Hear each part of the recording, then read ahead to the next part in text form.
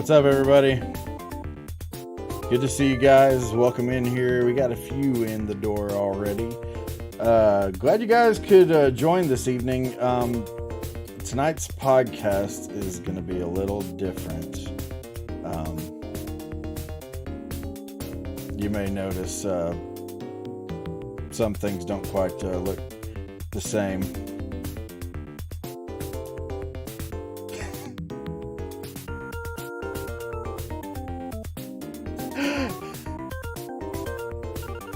Okay.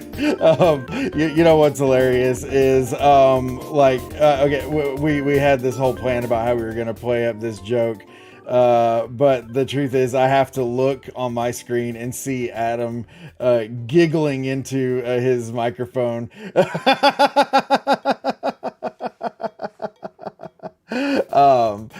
Okay, Adam, you're on the screen now. It was muted. I was here all the time.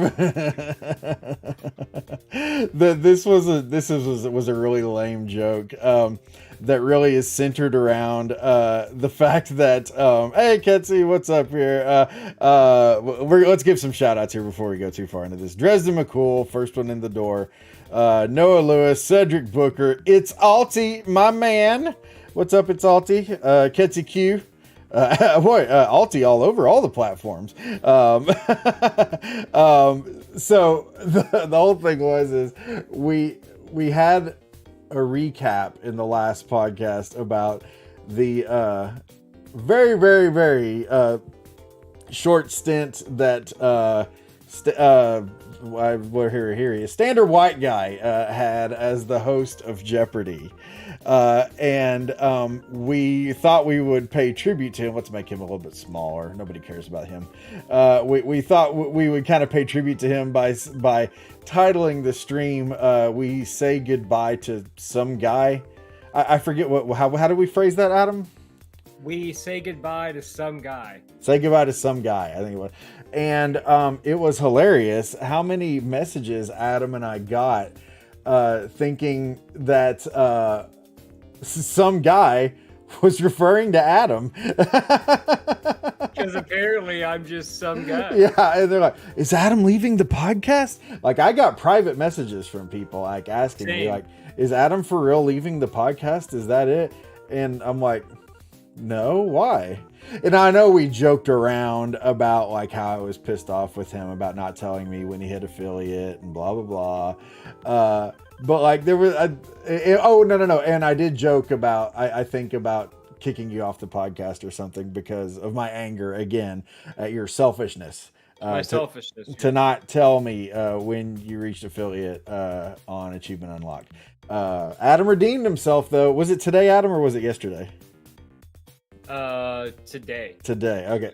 So Adam hit affiliate today on Twitch. Yay! Hand claps for Adam.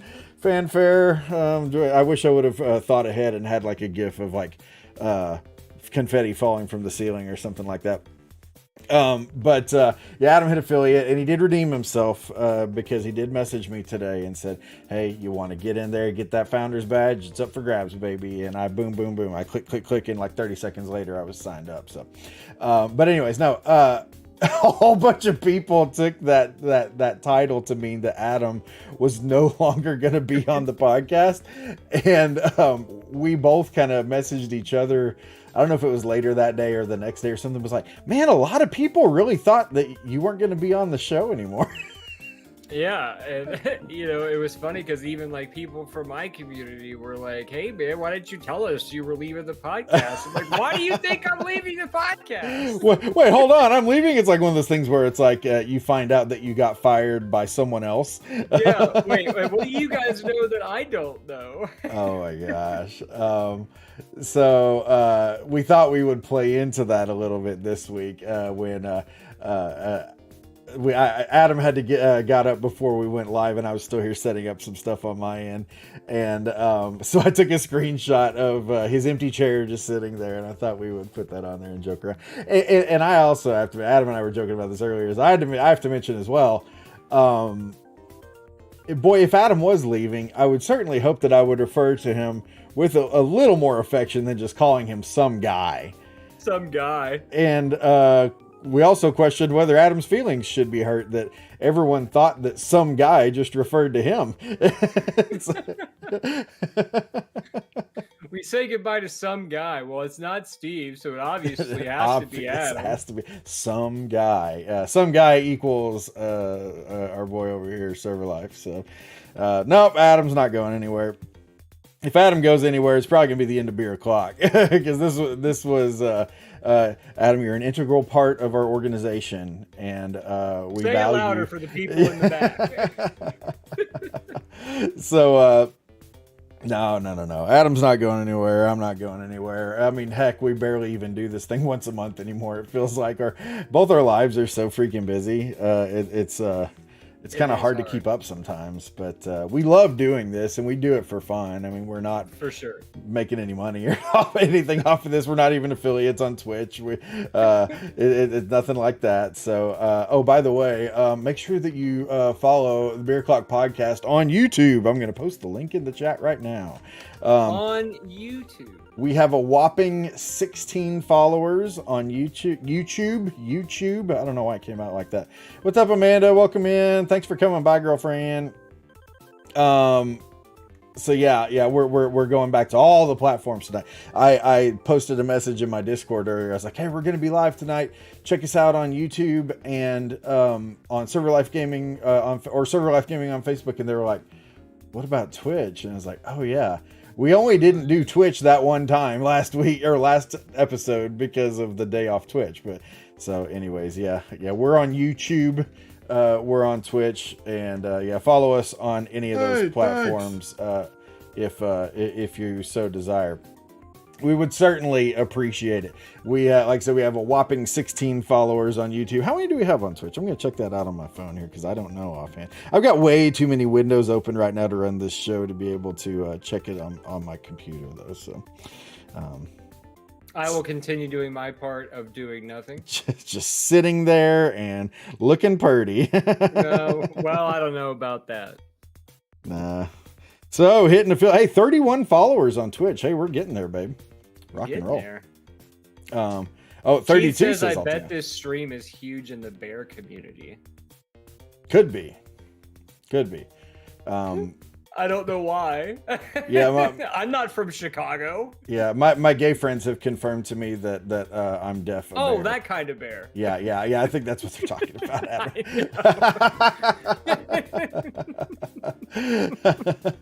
I'm like, when they told me that, I'm like, should I be flattered by that? Is that a good thing? It's like, it's not a bad thing. I was trying to feign ignorance. Feign ignorance.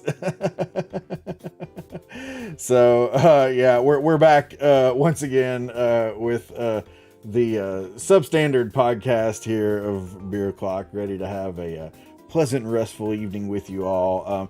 Beer Clock is just it's just a chill time for a couple buds to hang out and shoot the shit about whatever's going on in our lives or in the news. And you guys are just here to participate with that. We do have live chat here and a platform to promote Mother's Brewery, says Nashik.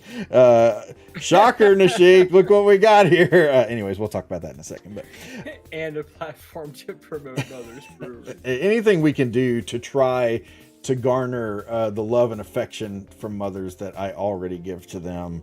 And the money that I give to them. Put the face up. Just put the face up. Right, yeah. You know you would do. We need to do. Where the heck is that? Here we go. Boom! Mother's Brewery. So this is what we need to make the thumbnail when it goes to YouTube. We were talking about the importance of thumbnails. So we'll just do this. You do the double fist under the chin for me. And then the Mother's Brewery sign over Adam. But my kids had picture day today at school. Okay, Adam on it. Okay, and this is exactly how Beer Clock goes. Is half the time we end up talking about stuff that we didn't even plan to talk about. But okay, my kids had picture day today at school. My parents made me and my brother, which I think he's in chat, but made me and my brother dress up for picture day for years. We had like a collared shirt and slacks and all that. And I was like, man, nobody else dresses up like this. I just want to wear my clothes and I look like a regular kid. and no, you gotta look nice. We're paying for these pictures, blah, blah, blah, whatever it was that they said. Well, like, fast forward, today was picture day at my two older kids are in high school. Yeah, man. So the two older kids are in high school. Well, in a bout of great planning, the school also, it's Spirit Week, and today's Pajama Day. Do you remember Spirit Week, or did you guys do Spirit Week, Adam, at your school? It rings like a vague memory, but I don't really remember what it was per se. Spirit Week is like you go to school and you do fun little things, you know, whether like you wear a costume or you wear hats, or today being Pajama Day. And Alti already picked up on it. Yeah, they scheduled Pajama Day on Picture Day. Now, I was the coolest dad in the world for buying my daughter a Monokuma onesie for Christmas. I want to know who in the chat knows who Monokuma is. I do not know. You do not. Adam does not know who Monokuma is. Lydia says they made you dress up for Picture Day. Oh man. I remember Picture Day as like the remember like the old cheesy like early 90s backdrops that have like you see memes making fun of them now, but they have like the like the laser things going on right, in the background and stuff. But like every time I see one of those memes and they're clearly making fun of something, I was like, that was a serious picture for me growing up. Like they were supposed to look like that. And so then like you go back and you're always wearing like your best shirt, and you have at least I did back a long time ago when God was a small child and I had hair. It was like parted down the middle, with the 90s, like middle part, the butt cut. Oh yeah, like Jonathan Taylor Thomas rocking. The 80s, definitely the 80s, the 90s, the butt cut, but that was like Backstreet Boys also did the butt cut. I remember they had the one Backstreet Boy with the butt cut was everywhere. So if you had it, you were cool. I wanted the butt cut, but my parents did not want me to have long hair, and it kind of didn't matter because my hair looks really crappy long. But okay, so Ketsi Q over on the Twitch side knows who Monokuma is, and I think Storm does as well. Monokuma is a character from Danganronpa, which is it's a video game. It's an anime. I think there's a manga as well.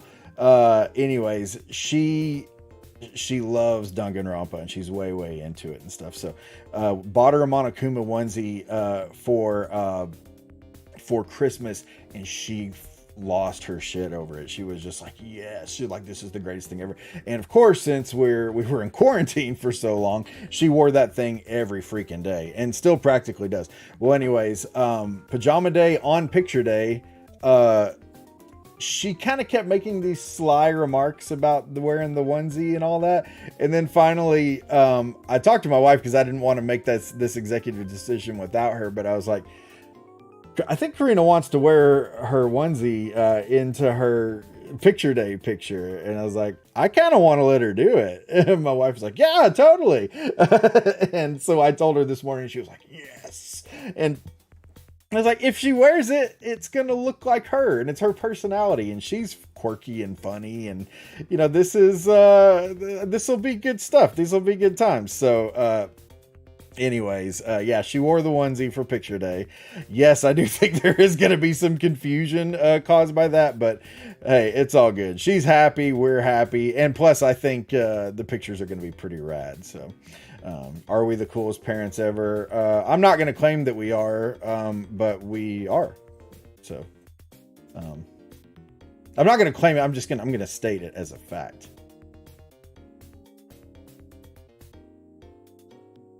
Let's all listen really intently while Adam says stuff with his microphone muted.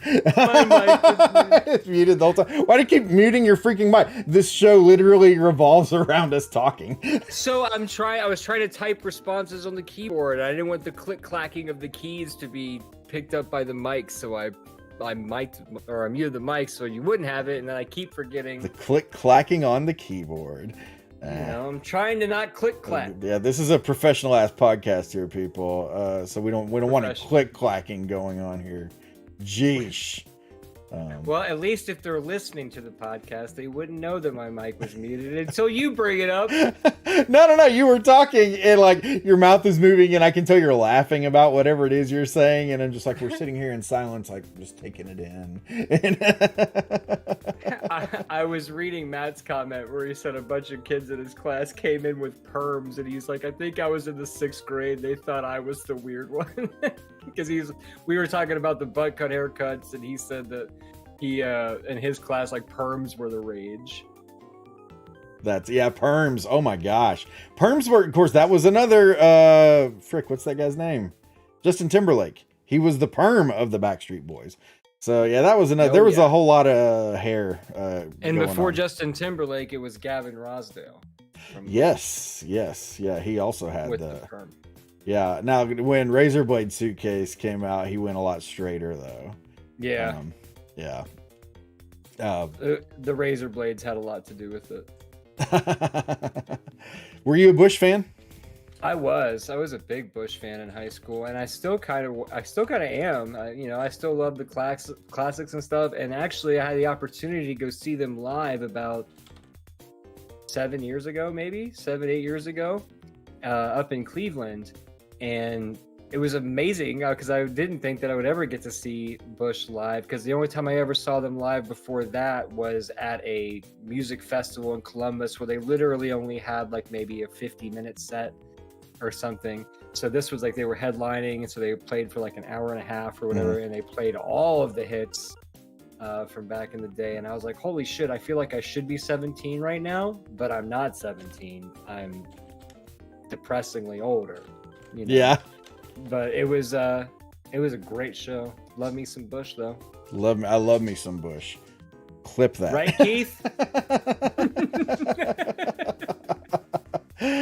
Who don't love Bush, says Keith. Bush is great. Big fan.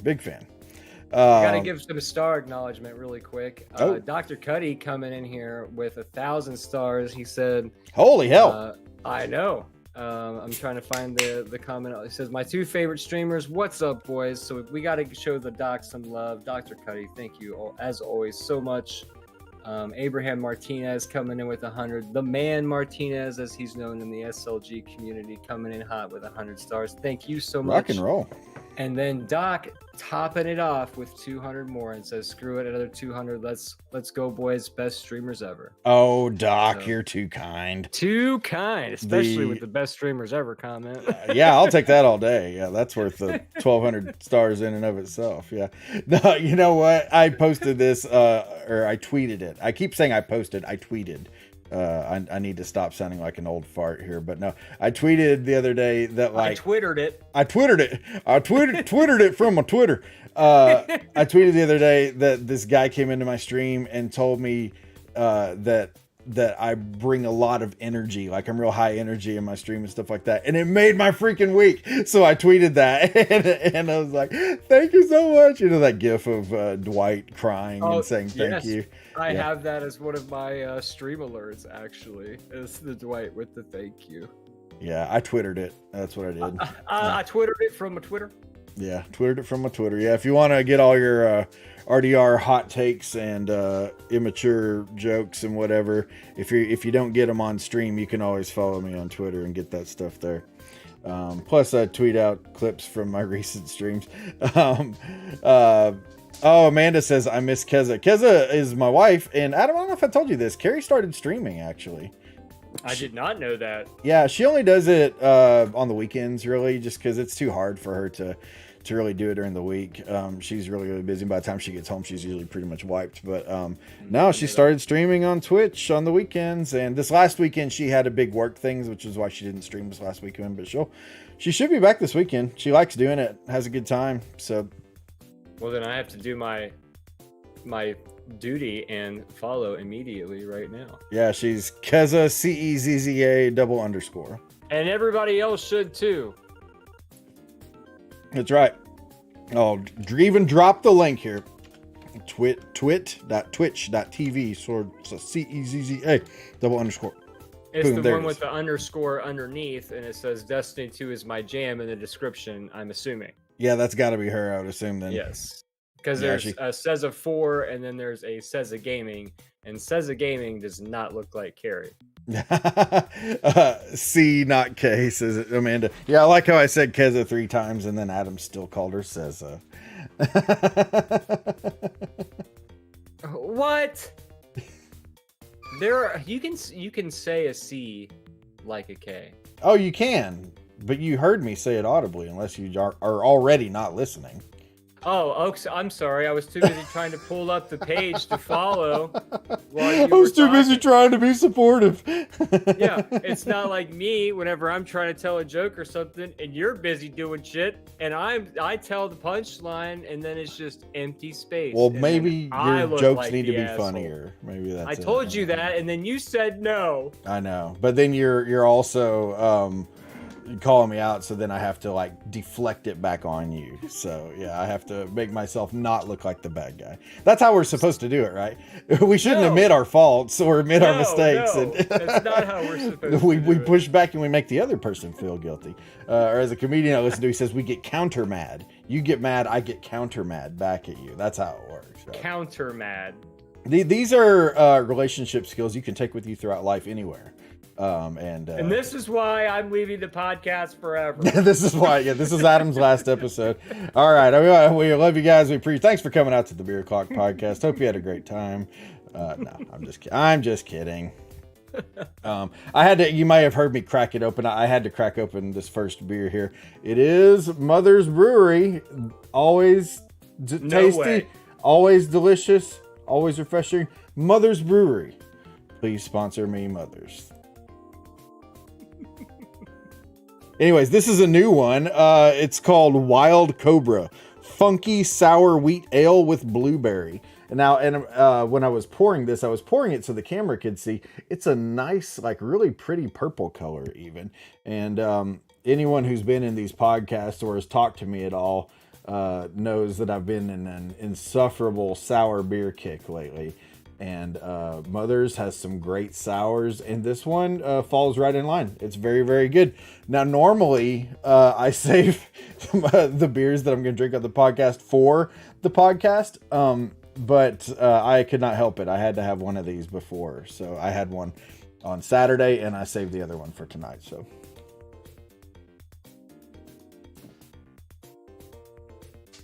let's let him talk for a little while longer before he realizes he's muted.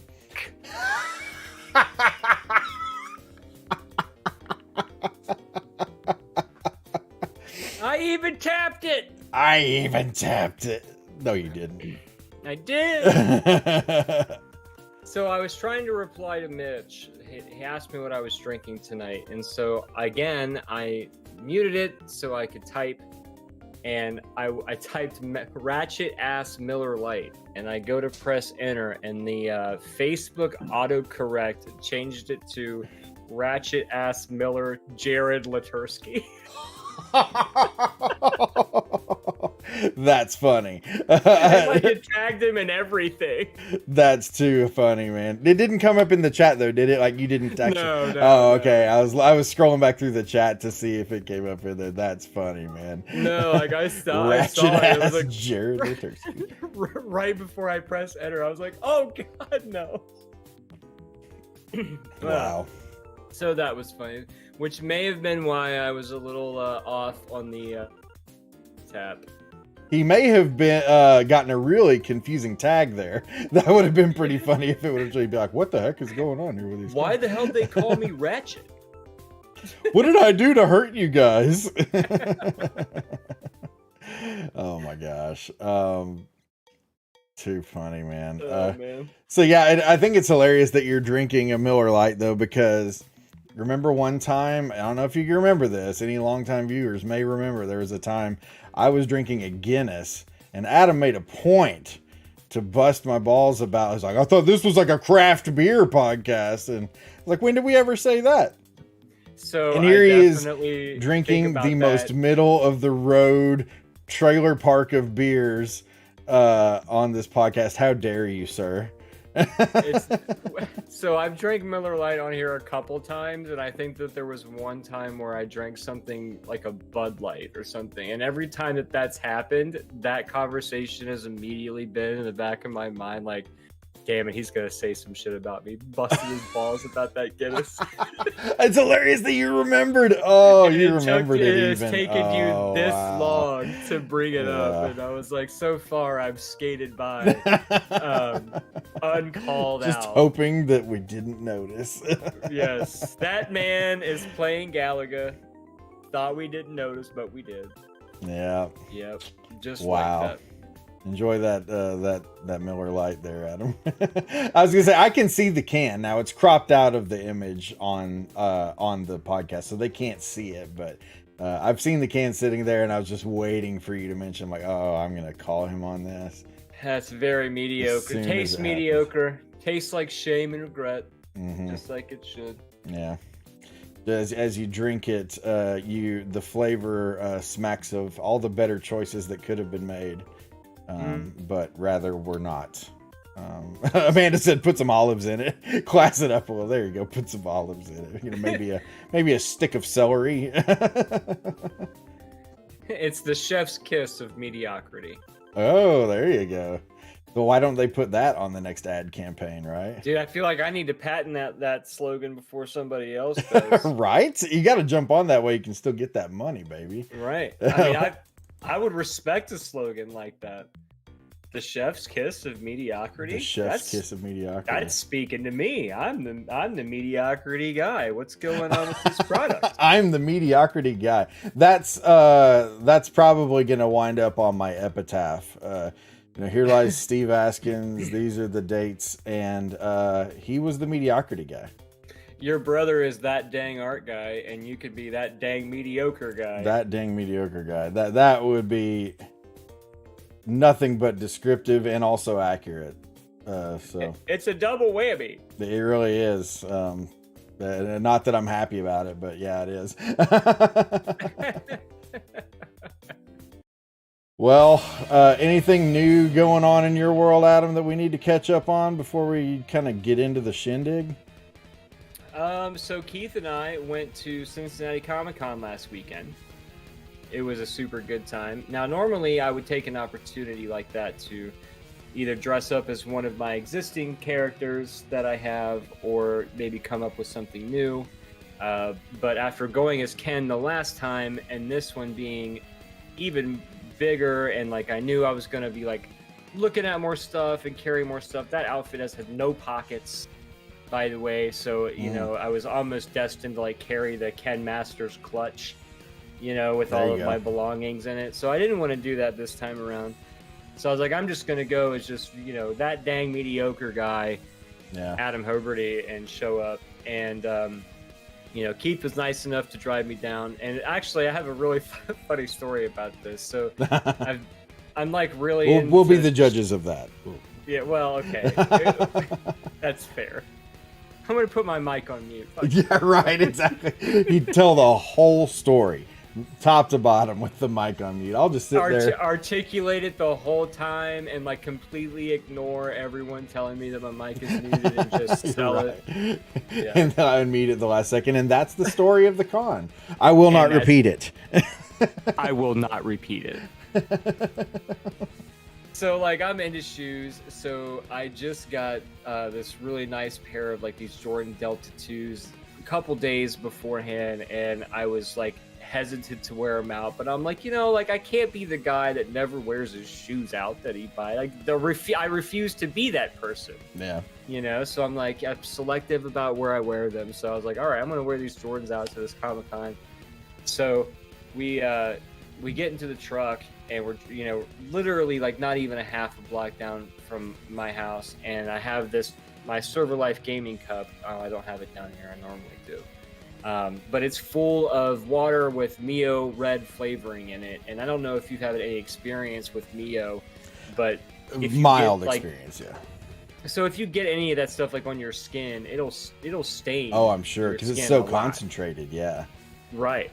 So I had these water in this Mio cup, and it's in my lap. There was no cup holder that I could use, And so we're driving like half a block down the way, and I go to ash my cigarette out the window, and my cigarette completely falls out of my hand. And I was like, oh shit, I dropped my cigarette. And before I could even react, Keith like slams on his brakes, and my cup goes flying out of my lap, and the lid explodes. We gotta save that shit. Yeah. That's easily like 27 cents right there.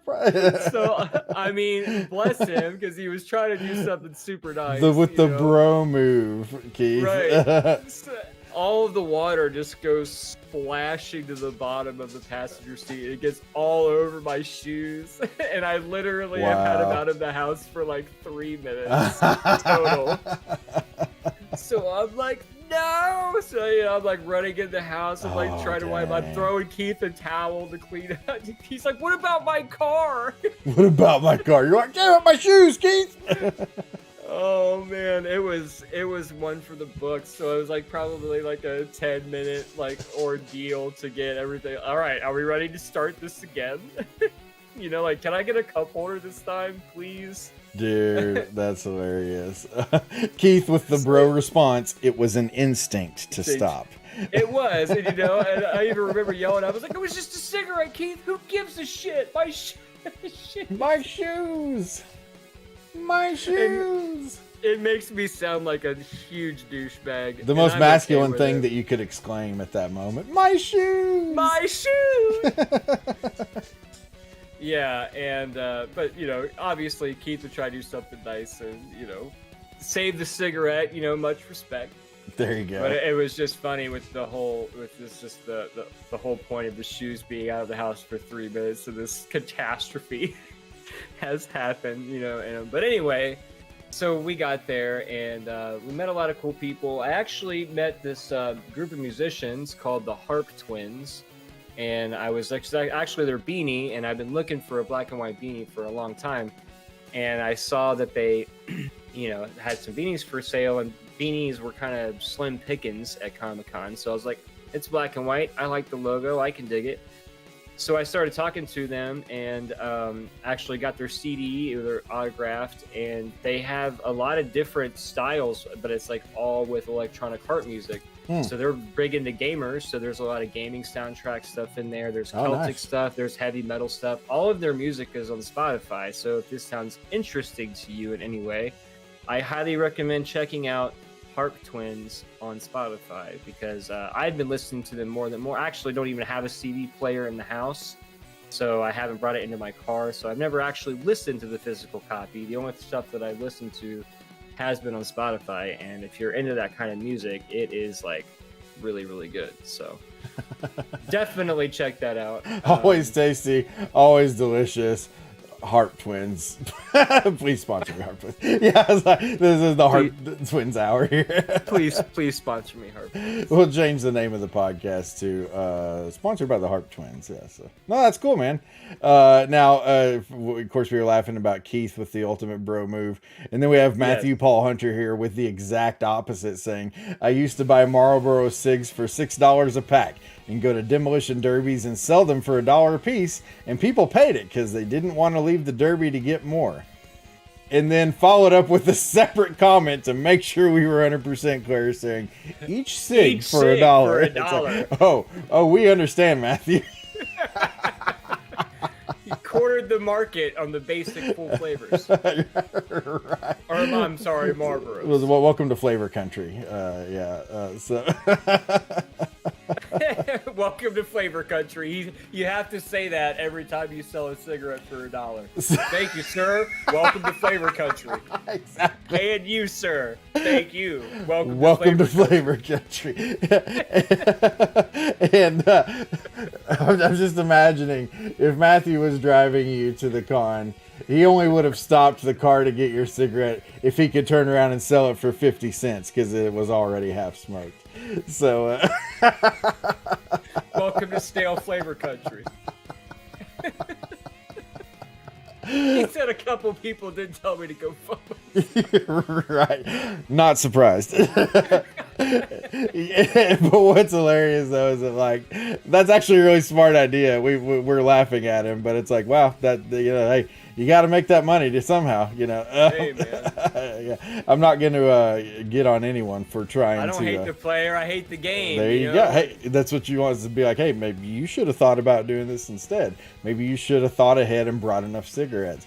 But at the same time, I'm also thinking he's the same guy who like bought up 10 NES Classic Editions back when they were new and nobody could get them, and then turned around and sold them. I was 16 and needed beer money, he says. Oh, well, there we go. Okay. Noah says you roll up looking like the merchant from Resident Evil 4. What are you buying? NES Classics and man. Barber of full flavors, just lining the whole jacket. All right. Welcome to Flavor Country. Welcome to Flavor Country. Oh man, dude, that is too funny. That is a great. That sucks because I have nowhere near as entertaining a follow-up story to follow up with, because I have done nothing but for the last few weeks but edit video, which has been great. I'm not going to complain because we talked about before that I've started my side hustle of editing video for other streamers and stuff, and it's going really well. I've got a ton of clients, a ton of work, but I'm also working my little tits off here. So, but it's good not stuff. only a co-host, but I'm also a client. That's right. That's right. Oh my gosh. Now missing comments here. Amanda wanting to know who Keith is, and I need answers. She said. Hobarty Shuffle video, that's right. Hobarty Shuffle video I made for Adam, and by golly, that was a fun time. And felt amazing. the positive vibes from top to bottom. You guys are super cool people. If you participated in that video, thank you very much, because I think it was a great time for everyone involved. It's a great time for me editing it, and just a solid way to have fun with the community. So rock and roll. Oh man, it was awesome. I was telling Steve before this podcast tonight, because I kind of wanted to thank him for doing such a great job on it in the first place, and I was like, I feel like this has got to be like, if it's not number one, it's definitely in the top 2 of the best thing that I could have possibly have given to the world in my streaming career that I'm most proud of, because it started out as such a fun, innocent little joke, and then by the time it was all over and you see the finished product and everything, it was so cool to see so many different people from so many different parts of the world, doing this ridiculous thing, right? This ridiculous thing. And the way that it was just presented, it was just like the most wholesome, vibey thing. And it was just great. So I loved every minute of it. So if that's a testament to Steve Askin's work, take it from me, folks. He's not as good as the Harp Twins. No, not as good as the Harp Twins. On Spotify. Please sponsor him, Harp Twins. What's up, Chad T? How you doing, buddy? It was... No, I don't think at all. I think it's just the content just carried it by itself. That video was just. I really feel like that video was going to be great no matter what. So I think I was just lucky to be able to do it. So, no, if you guys enjoyed it, then rock and roll. That's the desired outcome. And if you're a streamer, hire me to do work for you, because I am more than happy to whore myself out for your pleasure. So. And the prices are very reasonable. Absolutely. Yeah, for real. I got a good deal going on right now. So I was going to say, how many more days left are in the deal, and what is the deal? Well, the deal is, if you go to retrodethrow.com, that's my page that has you can see examples of previous work that I've done. You can book your edits right there through the page. You can you can pay through the website with PayPal, credit card, whatever you want to do. All super professional. But anyways, we got a $35 is the normal price for 2 minutes of edits, which it's funny because it doesn't sound like much until you're watching 2 solid minutes of edits, and it's like, oh, this is actually quite a bit of stuff. But Anyways, we're doing that for $20 right now, which is awesome. So if you go there, just choose that $35 package, enter code CELEBRATE at checkout, and you'll be rocking and rolling for $20. That's only going on for about another week. It's a week from tomorrow is when it ends. We're ending that at the end of September. It's something we're doing in celebration of 3 years of streaming, 3 years of Retro Death Row. That's pretty crazy. Which is an accomplishment in and of itself, good sir. Heck yeah, congratulations on that. Yeah, Adam and I were just talking earlier about some more people we know that have gotten out of the game, and it's like I've seen a lot of streamers come and go in the last 3 years, and we're still hard at it. I stream Monday through Friday, 10 a.m. Central Time, Monday through Friday, every day, so every weekday. So, but enough plugging of all of that stuff. So, someone mentioned this in chat a minute ago, so I think it's kind of the perfect time to talk about this. Nintendo 64 returning to fans in an unexpected way, says the article from giantfreakinrobot.com, which if there was ever an official sounding website, that would absolutely be it. But it definitely speaks credibility. Right? So you put it on your resume. So I spent the last 5 years writing editorials for Giant Freaking Robot. Excuse me, what was that name? Giantfreakinrobot.com. Not freaking, it's freaking. Not freaking, Giant Freaking frickin'. Robot. Because it's like a robot, it's like freaking, But you couldn't see this, Adam, but this was me acting like I was a humping robot. Not humping a robot, but a robot that was administering humping. So, but anyways, it says the article says your executives. Android coitus. Android coitus. Yes, exactly. Call back. Full circle. Call back, ladies. Full circle. Top quality you can always expect on this podcast. Absolutely. Says executives may be reanimating the Nintendo 64 in time with rumored Game Boy and Game Boy Color re-releases. Recent reports indicate the Federal Communications Commission review of an upcoming Nintendo Switch controller coincides with insider talks of N64 games arriving on the platform during the Nintendo 64's 25th anniversary on September 29th, which is next week. And as the comment mentioned earlier in the show, there is a Nintendo Direct tomorrow. So Switch Online has had vintage re-releases packed into subscription fees every year since it launched 9 days earlier in 2018, and no such reveals happened on the 18th, and the 18th meaning, a few days ago.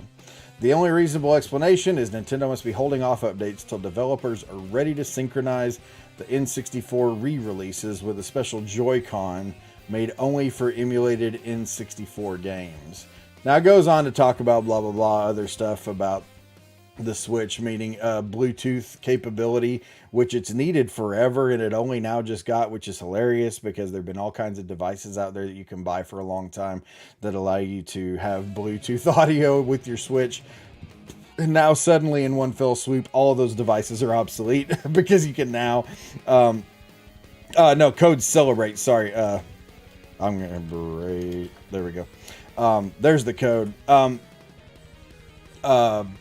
But yeah, it's like in one fell swoop, all those things are all of a sudden obsolete. Now we've got that. There's been a lot of buzz about Game Boy games and 64 games coming to the Switch for quite a while now. I have absolutely given up on any kind of rumors regarding anything from Nintendo with the Switch, because it always kind of feels like those things kind of never come true. I don't think that I need to remind you that this is coming from Giant Freaking Robot. So this another is pretty valid much point. Gospel at this point. Right. There was all kinds of speculation at the last Nintendo Direct that every single bit of it fell flat. It's just a mess. But again, just like the last time, there's a lot of evidence that actually points to this being a real thing. Is it going to happen? I really don't care enough to be emotionally invested in it anymore. any thoughts on this, Adam? Do you even play your Switch very often, or what are your feelings? So I don't play my Switch very often, as not nearly as much as I thought I would. I was really excited to get it when I finally got one, and I was like, oh man, so much room for activities, you know. And I used it a lot right when I got it, and I was almost like practically right when I started streaming. So I was a lot of the first games that I streamed was from the Switch, but realistically, I barely even touch it, to be honest. And I was thinking that every time that any of these, companies have these, Nintendo Directs or whatever, and there's always these, articles that is speculating of what's coming or whatever, do you think they all just have a meeting where they all get together in the room and like, let's hear what these dumbasses think we're going to talk about tomorrow, and then they just read all of the topics out loud, and then they all have a good laugh, or they're like, oh, this guy's actually onto something, or whatever. Or, they could just be making fun of us the whole time. But,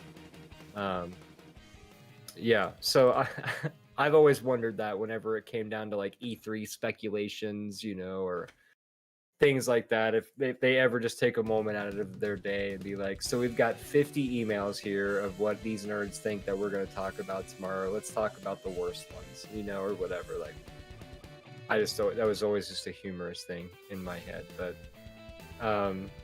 if 64 was brought to Switch, I think it would be cool. I mean, N64 has been notoriously hard to emulate. Everybody talks about how much of a bitch it is. Actually, the only person that hasn't said that is Roach Type Person. He's had a lot of success, obviously, streaming N64 games. He doesn't seem to hurt at all. So there's that. I've never tried. I do have N64 games on this mini PS1 that I have, but since it doesn't have analog sticks on it, you have to like buy an 8-bit DOE and a compatible controller to the classic to make it work and stuff like that. So that's part of the reason why I've never tried. And also, I guess just the fact that I don't think the N64 has aged very well. I could probably count maybe 10 games that I would really want to play from the N64 era. The others I would just be like, it would be cool to like go over to a friend's house and check it out for a few minutes, or fire up the one that I've got over here, or whatever. But I'm never like, I just really wish I had more N64 games. Right, yeah. Like I just don't have that.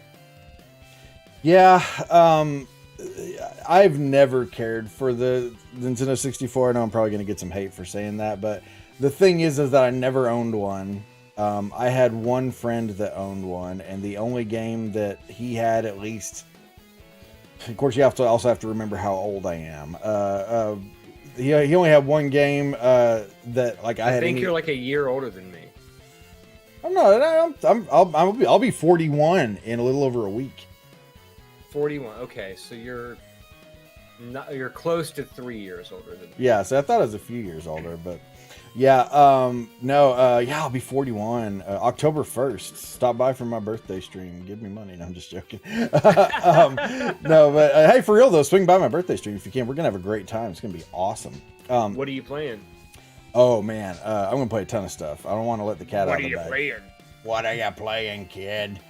Welcome to Flavor Country. Welcome to Flavor Country. But like, the only game he had that I had any interest in was Ocarina of Time. Everything else was like Madden and stuff like that. And to be honest with you, after the Tecmo Super Bowl, I kind of lost interest in football games. They got way too complicated for me to actually be able to enjoy them. But I've never really cared for the 64 for that reason. I know a lot of people do care about it. The one reason why I would be excited to see this appear on Switch is something that's been alluded to in chat, that I think it would really goose the online service. And the more people are using that, the better. But the other thing about that is that I think the more people are using it, the better they're going to have to make the service. Because right now, the online service isn't really stellar. I mean, it's not awful, but it certainly could stand to be better. It's not on par with what you'll get with stuff like, Xbox and PlayStation. But that it's Dr. also Mario shit was infuriating. Yeah. You get those weird little, like it glitches for a minute, and it's frustrating. The Pepperidge Farms remembers. I would like to see enhancements made to the Switch Online service, and truthfully, I would gladly pay more for them.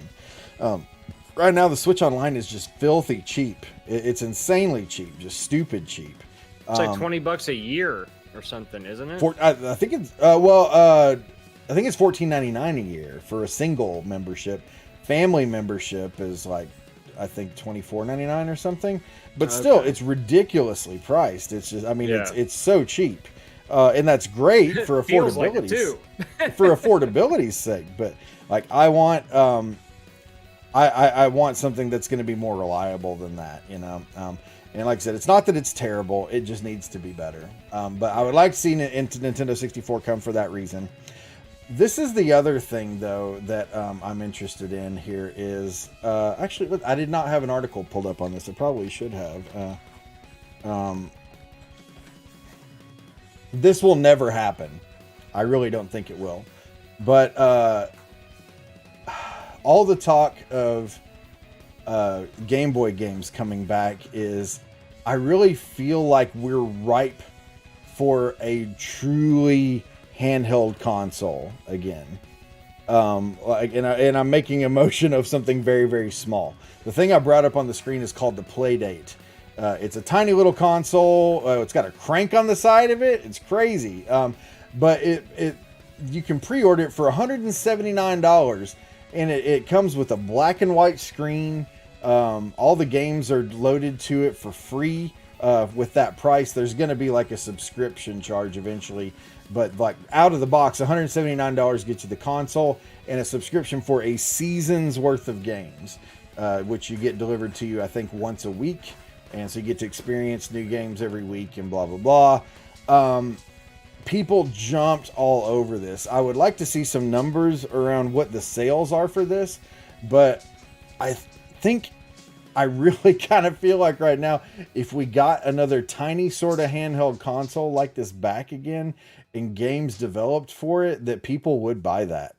Now at the same time, Nintendo's put so much energy into moving even away from the 3DS, putting all their eggs in the Switch basket.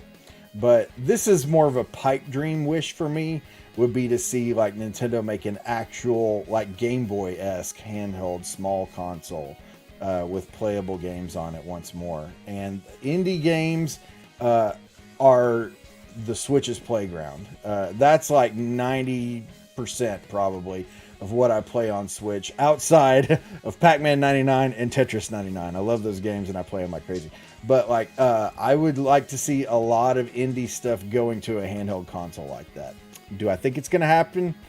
No, I really don't. But I think it would be really, really cool to see that happen. And all this talk of Game Boy games coming back on Switch and stuff really has me fantasizing about that, I guess.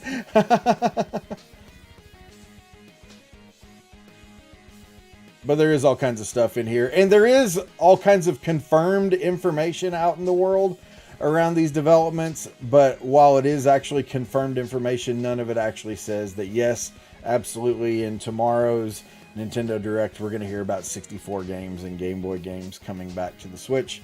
But the positive is that they said that the Switch is focused on games that are going to be coming out in 2021. So... Are you going to be picking up one of the handheld systems with the crank on it? Yeah, I wanted to, honestly, but the truth is right now I don't have $180 to spend on one. So Matt was asking, and I'm kind of wondering the same thing. The crank on this side, is that the power source? No, it's not the power source. You actually use it. And anyone who's interested in this, you should absolutely go to YouTube and look up some videos on it. It's called the Playdate. You use the crank actually to control different aspects of the games. Now, not every game necessarily is going to utilize the crank, but it's an analog input essentially that allows you to interact with the software in a different way than just button presses and a D-pad. I'm very intrigued by this, and yes, I would have bought one if I had an extra $200 laying around, but I don't. See, like that sounds like something that I would really like, but it would be one of those things that I would buy, and it would just be like my Switch. I would use it right when I first got it, and then I'm just busy enough that I'd never use it. Navy Squirrel made a good comment here. Got to play those fishing games with the crank. Exactly. Who played those fishing games with the crank back in the day? Those were so fun. And I'm not even a huge fisherman. I guess I was when I was little, but no, yeah, I'm really intrigued by this thing. It's got a super high contrast black and white screen. So they say like you can even play it out in like like full sunlight, playing anything outside is hellacious, really, when you're looking at a screen. But supposedly, I mean, the fact that it is like ultra high contrast and it's black and white, you can actually play this outside. But there's been some killer games that have already been announced that are going to be playable on this thing. Now, you got to bear in mind, there's 2 buttons and a D-pad and a crank. So they're going to be simple experiences, but I think there's some really cool looking stuff. Bennett Foddy, who's been behind games like Getting Over It, Ape Out, which I love. I forget what else he's done, but yeah, anyways, making a game for this thing. I'm really intrigued by it, but can we look about how terrible the game art looks for that one? Was it Crayons, where it looks like the bull's been punched in the mouth or something? I mean, that does look pretty terrible. Like, what about that makes you want to play that game? Like, you're right. This is definitely going to be a surefire hit. I don't know how often you do this on your Switch, but like I love going through the Switch eShop and just seeing what's out there. And there are so many games that I'll see on there where I'm like, who in the hell thought that this was a great way to advertise a game? You know what people need to see is this screenshot. Yeah, I go down like Steam rabbit holes like that. Yeah, Steam's real good for that too. They've got the perfect ecosystem to really just kind of give you a barrage of crap that you're probably going to want to play. And more than likely is going to be just affordable enough for you to just start grabbing it up. I bought several. Oh, what is this? $6.99? Fuck it. Yeah. Or whatever. And then you get it and you're like, this is terrible. Yeah. But no, for me, I'm the opposite. I play my Switch all the time. I love my Switch. I mean, does it have its weaknesses? Absolutely. But I love my Switch. It's a great console. And for someone like myself who's like, my real love is retro and indie titles, those are the titles that Switch does the best, See, like, are there Switch exclusive indie games that would not be available on a platform like Steam? I don't know of any right offhand. I'm sure there are, but at the same time though, I really kind of don't care about that because like, well, so I don't like have.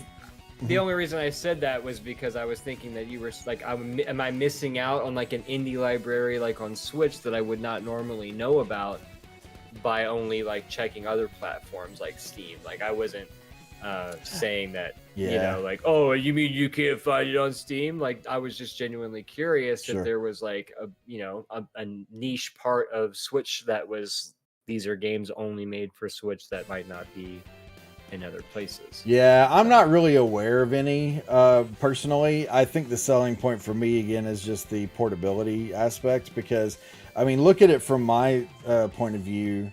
I mean, I'm sitting at my computer when I'm streaming for 3 hours a day or more, Monday through Friday, and then I'm also editing video at my computer for hours and hours a day.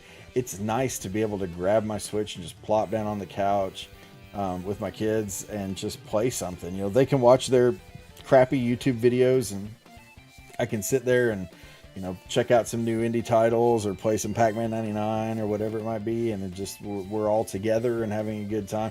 The portability is huge for me. Is it a perfect console? Absolutely not, but portability is awesome. Mm-hmm. I hate the controller though.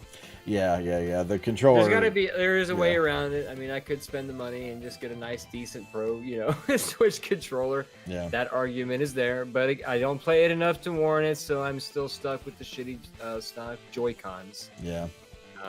It kind of depends on how you like to play it. If you like to play it in handheld mode, there are some cheaper options.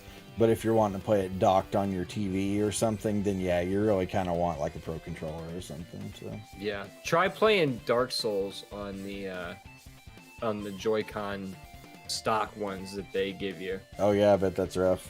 No, it's terrible. It's almost unplayable for me anyway. I mean, I'm not that good at video games anyway.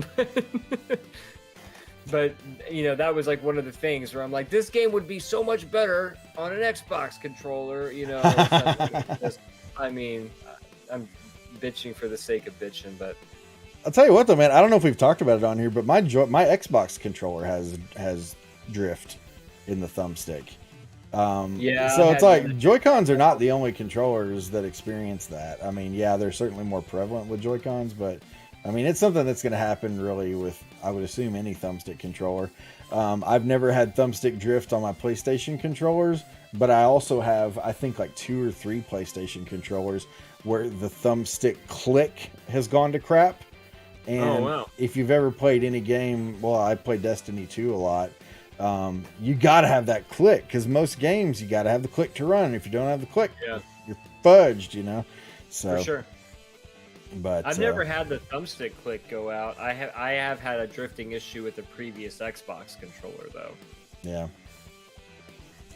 I mean, that's just the pain of being an avid gamer. You use your shit long enough, it's just gonna break. You know? Right. Yeah, and that's true. And I've used the hell out of my Xbox controller, but this isn't even the first Xbox controller I've had. So it's like, it's not like I've been playing on it for years or anything like that. I'm opening my second beer. This is Black Butte Porter. I thought it was hilarious because it looks like Black Butt Porter. I honestly think that it's pronounced booty. Booty? I do. I thought it was Butte. Is it not Butte? I'm almost willing to put a bet on it, but I'm not. There's that one part of me that could be wrong. Frick, it doesn't say it on the bottle. Damn it. Well, on the package it says something like, here, I'm gonna Google it. Ranked top. Oh, not the pronunciation. It was like top ranked porter something or other. Like it's Steve is right, says Dan, and Matthew Paul Hunter says oh it's no, Butte. it is Butte. You're right. There you go. See, that's why I almost bet on it. But anyways, I thought that it was interesting how it said that it was like top ranked something or other. So I'm like, okay, I'll give this a shot, because truthfully, Mother's has a new IPA out, and I freaking hate IPAs. But I was like, this will be interesting because it's a Mother's beer and it's an IPA, and the description did sound very intriguing and like it was something that I might like. But at the end of the day, I freaking hate IPAs, and I almost don't even want to give it a chance. So anyways, I picked this up. I love a good porter, but we'll see how this is. I almost feel like we need to give you the moment of silence for the taste.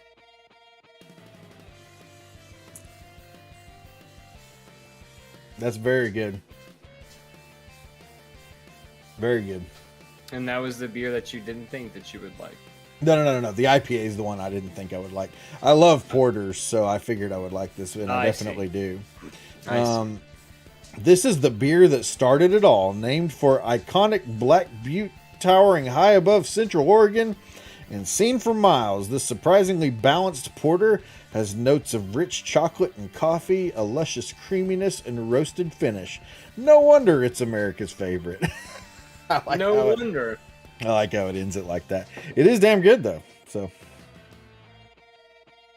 Yep, still over here with the Ratchet Miller Lite. Dan Gart says, that's not how you get sponsored. I've got to keep them jealous. They need to know that I have my options open. So Black Butte, hit me up. I like your porter. It's good. Black Butte, hit me up.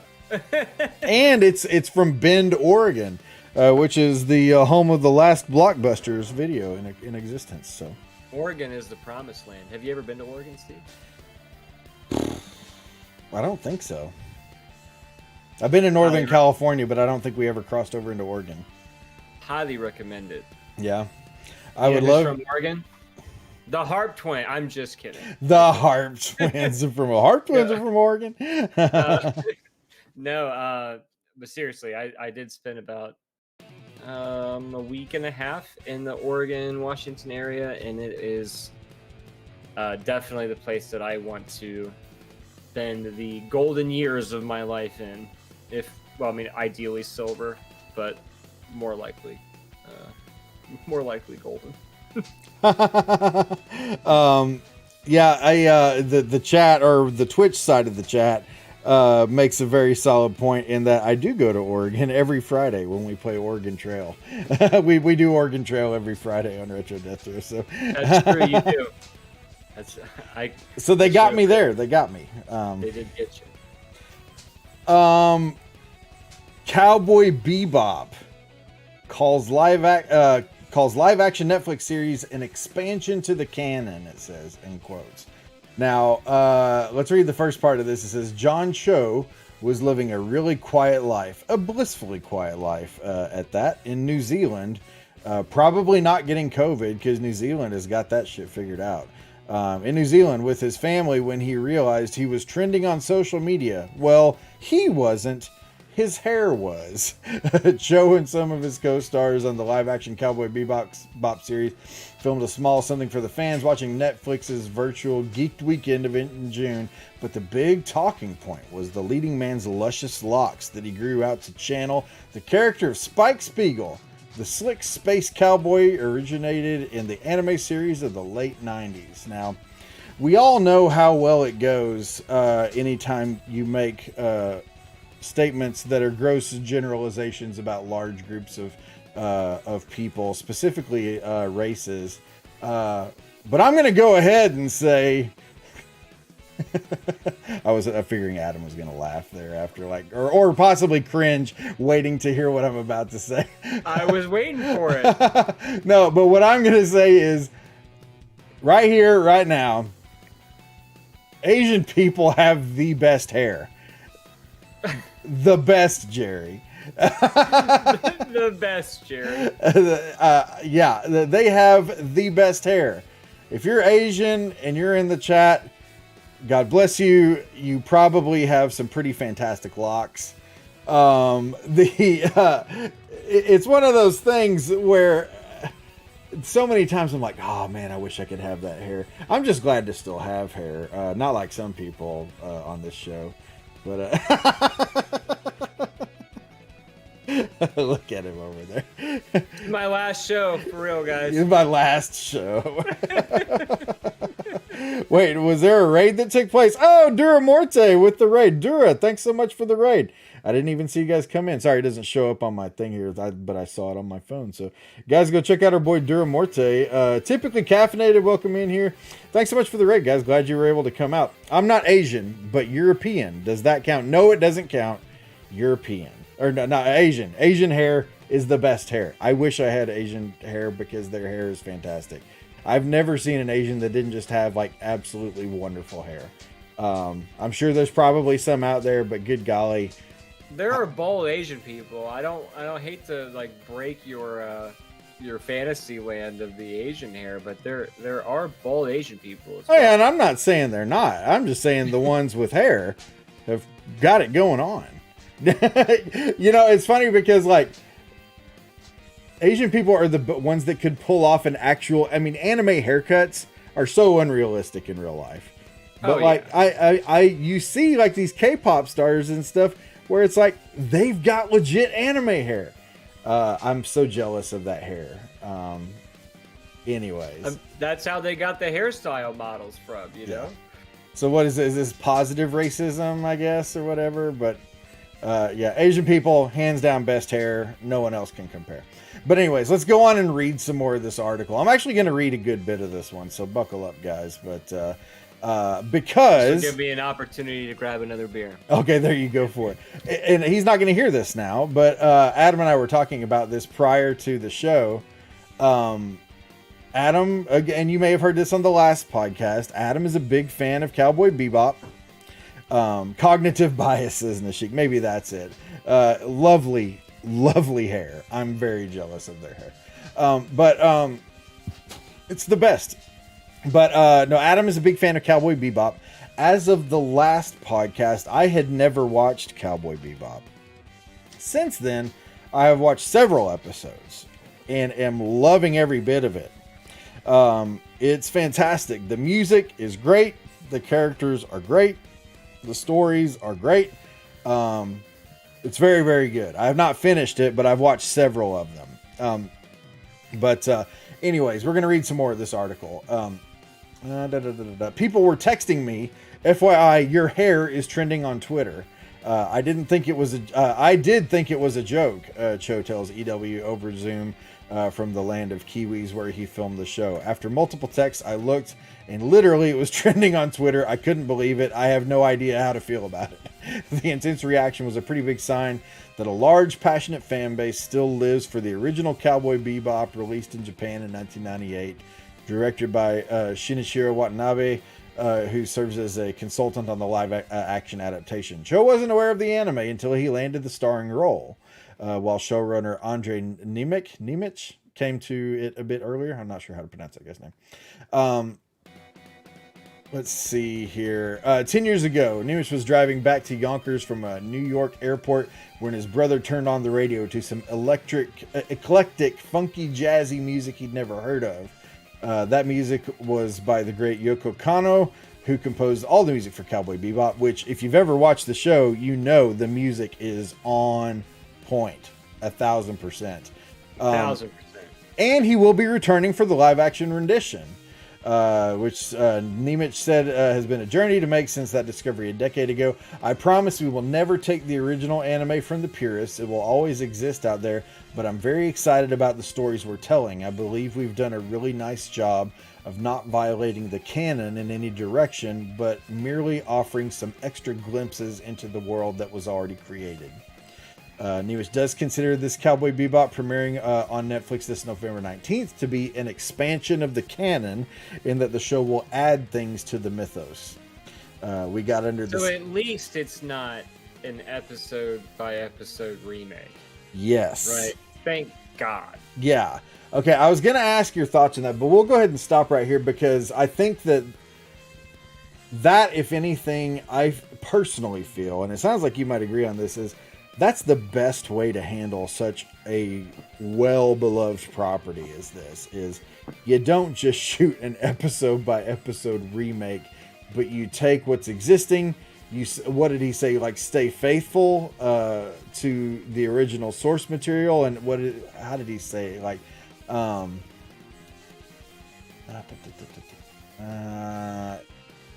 very excited about the stories we're telling. I believe we've done a really nice job of not violating the canon in any direction, but merely offering some extra glimpses into the world that was already created. That, I feel, is the best way to approach this. Now, whether this is going to be any good or not, that's a whole nother story. Yeah, and like, I think 9 times out of 10, that probably is the right way. And I'm not saying that isn't the right way for this particular thing, but Cowboy Bebop, I mean, its whole thing, I mean, there's even like screen transitions in some episodes where it refers to itself as its own genre. Like, I believe it says, like, there will be a work that will be its own genre, and the work will be Cowboy Bebop.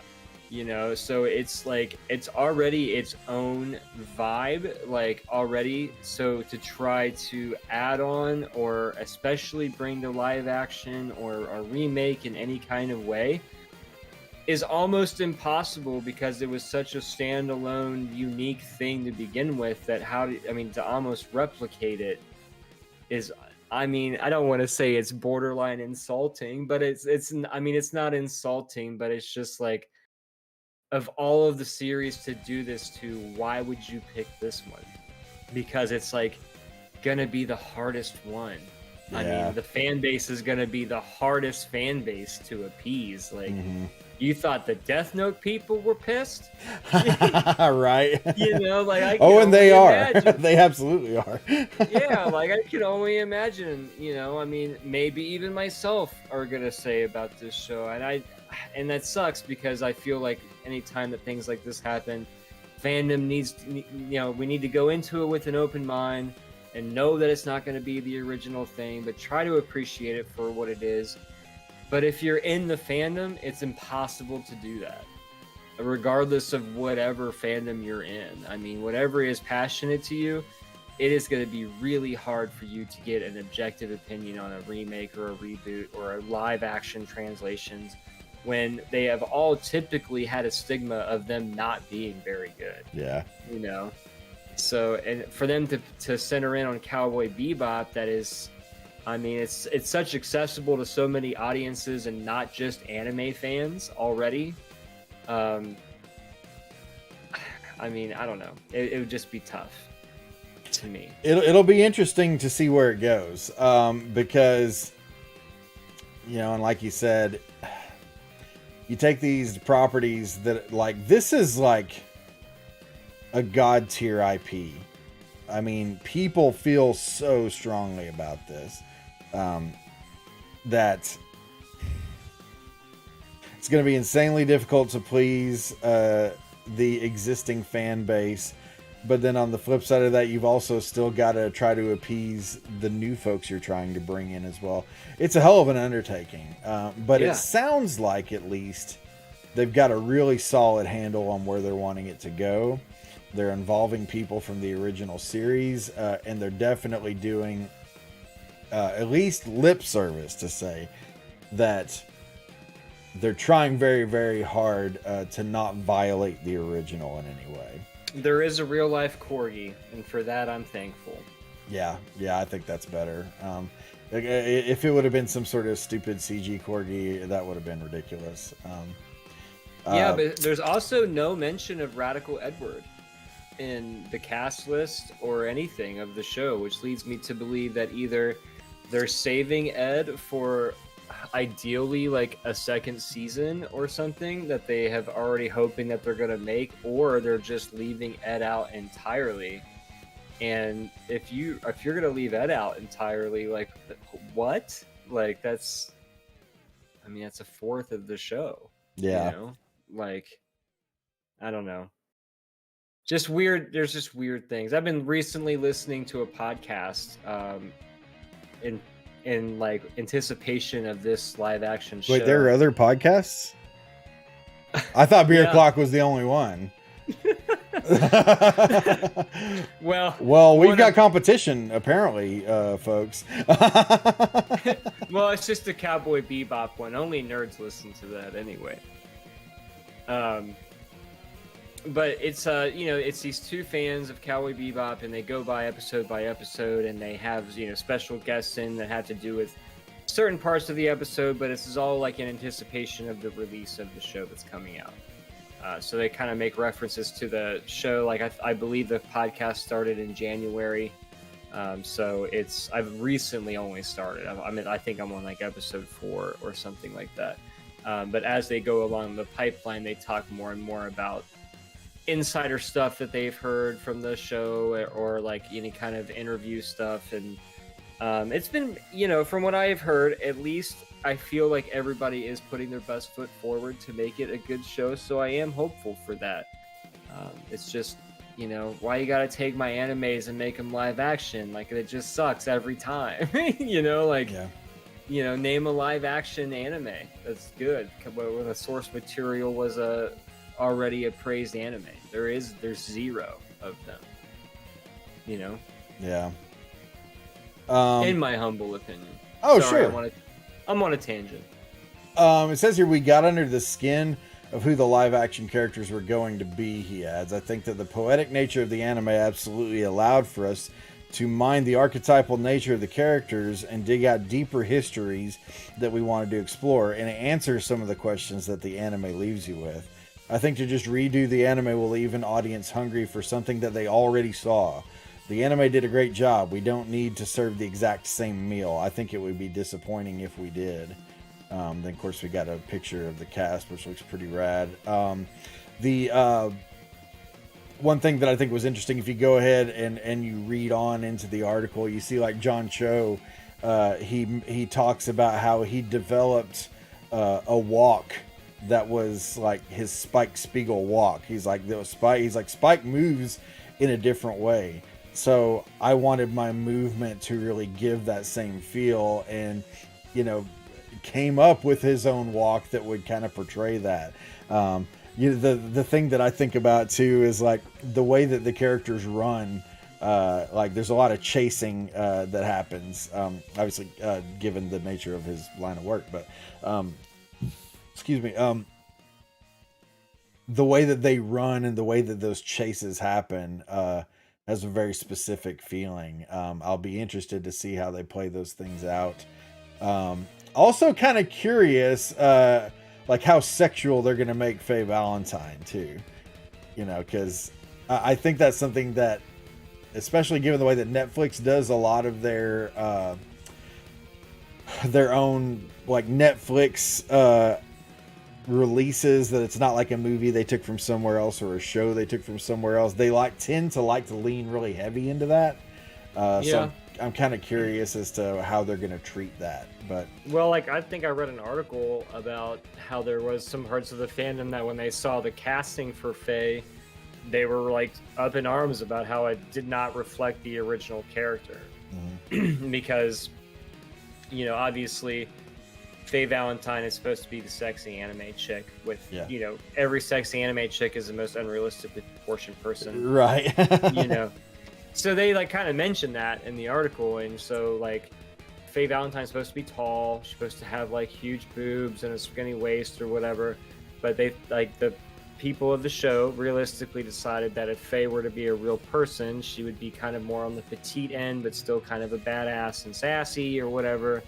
And, you know, and the casting choice that they put for Faye, like, I think that if I were to look at that and be like, well, where's my, you know, half, you know, naked Faye Valentine? You know, I've already got a problem if I'm going in that direction, you know, like, fits the part well. I mean, that's a very convincing Faye Valentine on the screen right there to the left, you know, so I don't have anything to say about how it's different from source material in that regard, you know, casting choices and whatnot. John Cho was tough for me, but also at the same time, I honestly didn't think that there would be anybody on the planet that would be cool enough to play Spike Spiegel. So we'll see. You know, I mean, John Cho's a pretty cool guy. If he's developing his own walk for the character, I mean, there's hope there. Right. I think even just simply making that statement was like, oh, wow, there's a lot of attention being paid to this. I mean, they're not just haphazardly farting out a movie, you know, there's actually care that's going into it. Was concerning to me that he had never heard of the show, though. You know, I kind of felt the same way. I mean, and again, this is coming from someone who is not like a long time fan. I've only recently started watching, honestly, because of our conversations, Adam, but then also the news of, you know, the live action adaptation and stuff. I'm like, you know what? I've been saying for years that I want to watch this. I want to start watching it. But when I read that, like, he really was not familiar at all in the first place, I was like, oh, wow, man, how is that going to sit with people? Because I know if it was me, you know, and that I think that's something that for me, just to take it a different direction, was like so comforting about Lord of the Rings is so many of the characters in those movies had such like a deep love for Tolkien's stories and respect for them, or like even Viggo Mortensen, good Lord, that guy like was just die freaking hard. So he really was. Yeah, and I loved that. And it's like, this guy legit cares about these stories and these characters. So there was a certain comfort that came from that. So reading that John Cho had like practically no prior knowledge is like, ew, man, that's not great. Not good. But I don't know. Yeah. I will absolutely watch it. I'm very interested in it, and I'm going to continue watching the anime because, like I said, I've really been enjoying it. And I'm not just saying that for the show. I mean, I actually really liked it a lot. Watched it with my son. It was just he and I alone that night, and I'm like, hey, let's watch this thing, and we watched it. We both loved it. And you know, also at the same time, it's so good, but also you can watch it with your son. You know, like it doesn't rely on some kind of anime tropes that, you know, some people, you know, like some audiences gravitate towards anime for. Like, this is just good quality storytelling, you know, and like it doesn't need that to carry it. You know what I mean? Like the music, the art, the vibe, the energies that series it's standalone, you know. Yeah, it's good. It's very accessible to audiences. Matthew Paul Hunter with an interesting comment here. He says James Franco never read the Spider-Man comics, and he knocked it out of the park as Hobgoblin. James Franco was very good in those movies. James Franco is just a really good actor, though. But yeah, that is interesting. Christopher Lee, huge Tolkien fan, absolutely. Christopher Lee, the only cast member to have actually met Tolkien when he was still alive. Christopher Lee was old as hell when he finally passed. But that dude was freaking. He was metal. Heavy metal enthusiast. That's what I was about to say. He was metal AF in every sense of the word. I would have loved to have partied with Christopher Lee. Christopher Lee, man, that would have been a party I don't know if he'd have come back from. I would have been okay with it. It's like, if I go out like this, I'm all right with that. Yeah. I went, and the night I died, I partied with Christopher Lee. Right. Right? Can you be mad about that? Put that on your tombstone. He partied with Christopher Lee. Got drank under the table by a 90-year-old man. So By Saruman the White. So, it's not a Beer Clock podcast if we don't talk about food at some point. Enormous Burger King chicken sandwich shocks and terrifies, which I think is a really funny way to put this. But this person received a massive... Okay, first of all, you guys know I'm always on the lookout for a new contender in the great spicy chicken sandwich wars. Which Adam, I don't know if we talked about this before or not, but did we talk about Taco Bell? The Taco Bell chicken sandwich? Well, I don't think we did. Taco Bell has, what do they call it? It's like crispy chicken taco sandwich or something. It's a ridiculous name, but it's essentially a chicken tender with chipotle sauce on it in a flatbread taco shell. It's flatbread, is very soft and stuff. So it's not a shell as in like crunchy. But so it's like shitty bar food at 2:30 in the morning. Dude, do not knock it until you try it. This thing is glorious. And I don't know chicken tender and a flatbread? I don't know if Dura Morte is still here in the chat, but Dura will agree. It is so good. And I've gotten 3 of them since I got my first one, because I was raving about it on my stream one day, and I'm just like, it was so freaking good. I had to go back the next day and buy another one because I was like, this has got to be a fluke. Yeah, okay, Dura just chimed in the chat. He says, super good, all caps. It's very simple. There's not a whole lot to it. Sounds like something I would make drunk in my kitchen at 2 in the morning. And it would be fantastic in that scenario. There is a spicy version you can get that has like diced up jalapenos on it, which is also very good. I would eat the shit out of it. I'm not saying I wouldn't eat it. That chicken is so tender.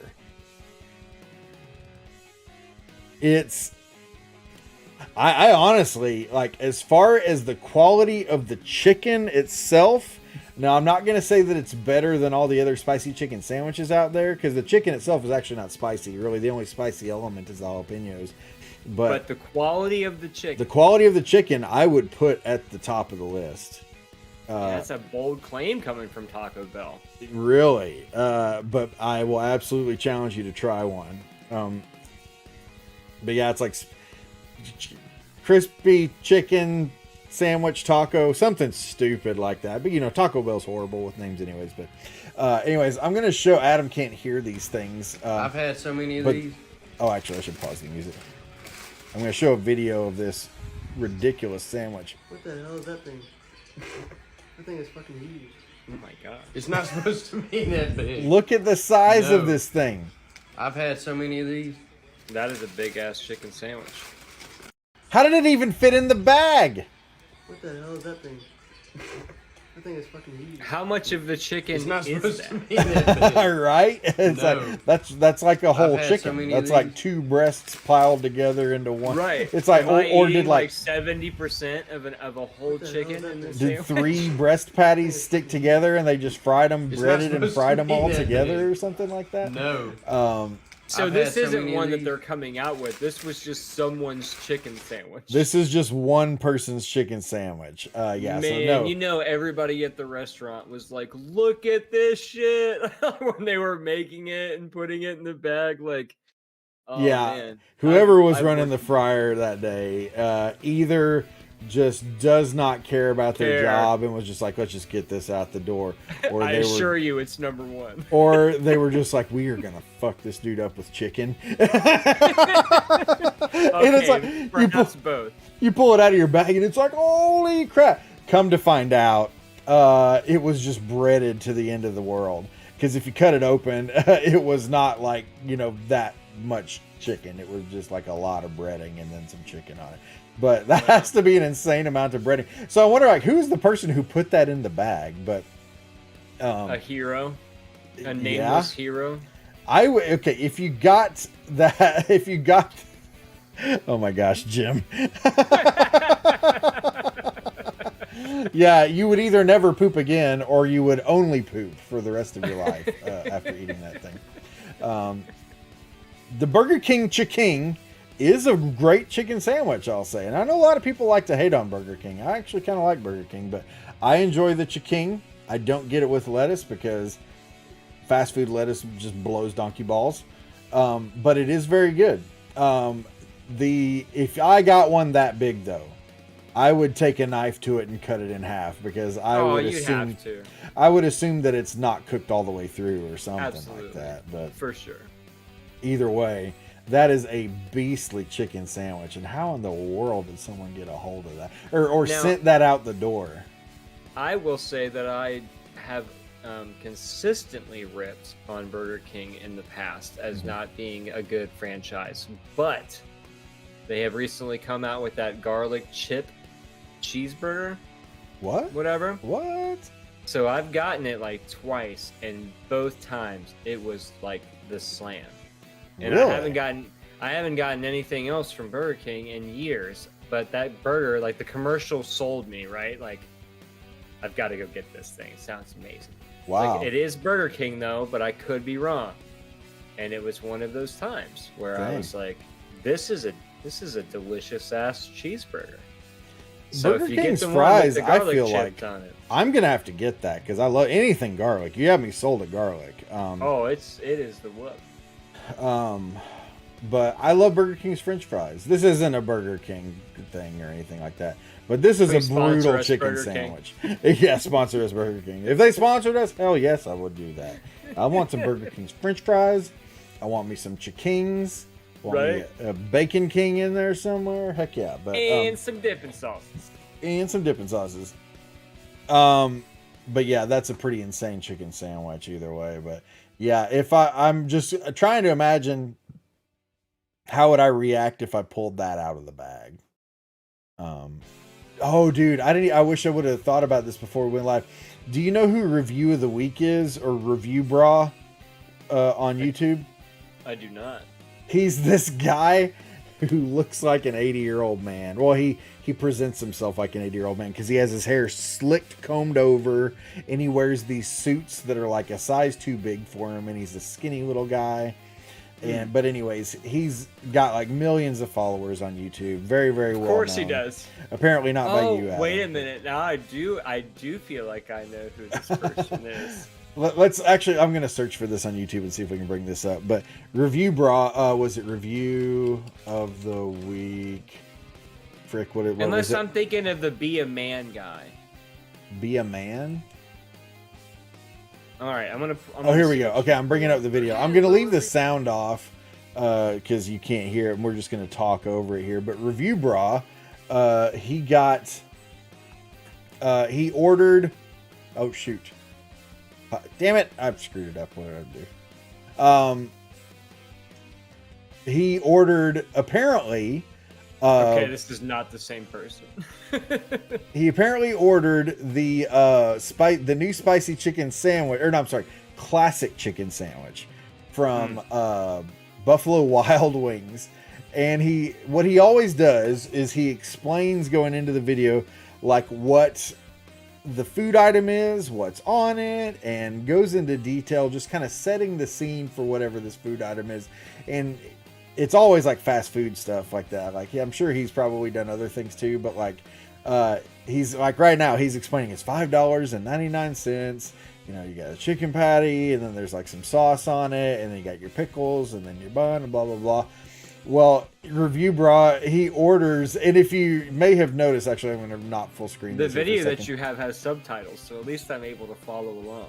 The video's titled "The Worst Chicken Sandwich I Ever Had." And the whole thing is, he orders this chicken sandwich from B-Dubs, and they sent him a chicken patty on bread. That's it. No sauce, no lettuce, no pickles, just breaded chicken on bread. And that's So it. wait, so the first half of the review, he talks about what's supposed to be on it, and Yeah. then he opens it up, and it's just a shit sandwich. And he didn't eat, and that's the whole thing, is he didn't realize that they fucked up his order until he's in the middle of shooting this video. And the whole time he's like, I guess I'm gonna eat this, but it's not really what we were supposed to review today, so I don't even know what to call this. And it's Well, in just the like, beginning, he was talking about how it had like lettuce, tomato, and pickles, and Oh, all this other stuff. hold on. Well, I need, okay, pause. I need to bring this back here. Yes, yeah, he goes into a great description. Okay, look at this. Look I at do how see it. that is the chintziest looking chicken patty I've seen in my life. It doesn't even cover the whole inside of the bun. That is the shittiest chicken sandwich ever. That looks like the chicken tender that you get on the Taco Bell thing. That is That's what that I'm looks picturing. like. Yes. It's like a little chicken tender. And now the Taco Bell thing, it is small, so you'll want to get a couple of them, or maybe even 3 of them. Because it is indeed just a chicken tender. But yeah, it's a tender on the bun with nothing on it, and you can tell right here. It's just Look like, at his face in the background. He's already pissed. and it's no, at this point I still don't think he knows that that they screwed it all up. But like, if you go in the comments, one of the comments that made me laugh so hard was someone who had said, good thing he's already wearing a suit, because this is Buffalo Wild Wings' funeral. Welcome to Flavor Country. Welcome to Flavor. Gotta leave it up to the YouTube comments section. So this guy, imagine not only serving this abysmal sandwich to a customer, but to the most popular food reviewer on the internet with 2.4 million followers. It's a big yikes. Buffalo Wild Wings just made a powerful enemy. Oh, here's the one. Good thing you wore a suit, because this is Buffalo Wild Wings' funeral right here. Right here. Oh my gosh. It was too funny. Oh man, chicken sandwiches. You gotta love a good chicken sandwich, but that chicken sandwich looks freaking pathetic. So, I mean, let's be honest. Between the Burger King monstrosity and the B-Dubs tragedy, we all know, every single one of us know which chicken sandwich we're gonna take in that situation. I'm pretty sure we do. Yeah. Let's just be honest with ourselves. No one's going for the tender. And what's even hilarious too is that they really set themselves up to get roasted big time on this, because he's like, the patty, even like, he's like, I get there's no sauce on it or anything, but like, it doesn't taste like anything. It's just tasteless. He's like, maybe there's some salt or pepper on it, but this is awful. And the whole thing is just him talking about how terrible it is. And he's like, I honestly don't know if this would be any better if it actually had the sauce or the lettuce or the pickles. It's too funny. It's like, this made my weekend. I watched it this weekend. So, I mean, it's coming from the customer service industry standpoint. It's either obviously there was a mistake, somebody ordered it that way and their orders got mixed up and he got it, or it was just the person of like, I don't give a shit, I can't wait to quit this job. it was the guy from And Burger just King. made the sandwich. The guy from Burger King who thought that it was appropriate to send out that truck tire sized chicken sandwich. It was his brother who was like, fuck it, I'm sending out this tender. No sauce, nothing. I'm done with this job. Screw all you. Burning this place down when the shift's over. Right. Fire me, please. Do me a favor. So, good old chicken sandwich update for you guys. I know how much you care about this. And interestingly enough, I have some more chicken sandwich news for you. I Hail found that conversation Satan! to be very entertaining. MSCHF, pronounced mischief, is sneakily selling Chick-fil-A on Sundays. And you see here a picture of the spicy chicken sandwich. It looks like a spicy. Hail Satan in a 666. 666 on the bag, blah, blah, blah. It says it's kind of an understatement to say that mischief has been on fire recently, between melting handguns into swords, dropping late capitalism clothing lines, taunting Disney, and our Blur Stack Drop. The low-key Brooklyn-based collective's latest taunts have been especially spicy. As spicy as Chick-fil-A's spicy chicken sandwich, perhaps? Maybe even more so, because Mischief's new provocation is a send-up of the famously religious fast food chain.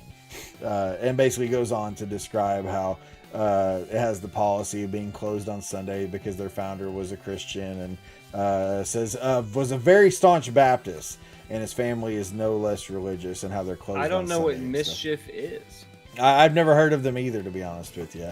But the long and the short of it is they're trying to stick it to Chick-fil-A by buying a bunch of these chicken sandwiches and then selling them on Sundays, because Chick-fil-A is not open on Sundays.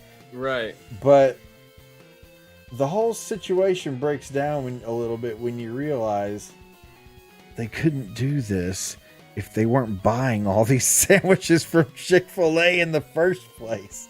Is that where they're getting them? That's from? where they're getting them. They're literally buying Chick-fil-A chicken sandwiches and then selling them on Sundays. Which I don't wonder what the legality of that is anyways. So that's like the opposite win.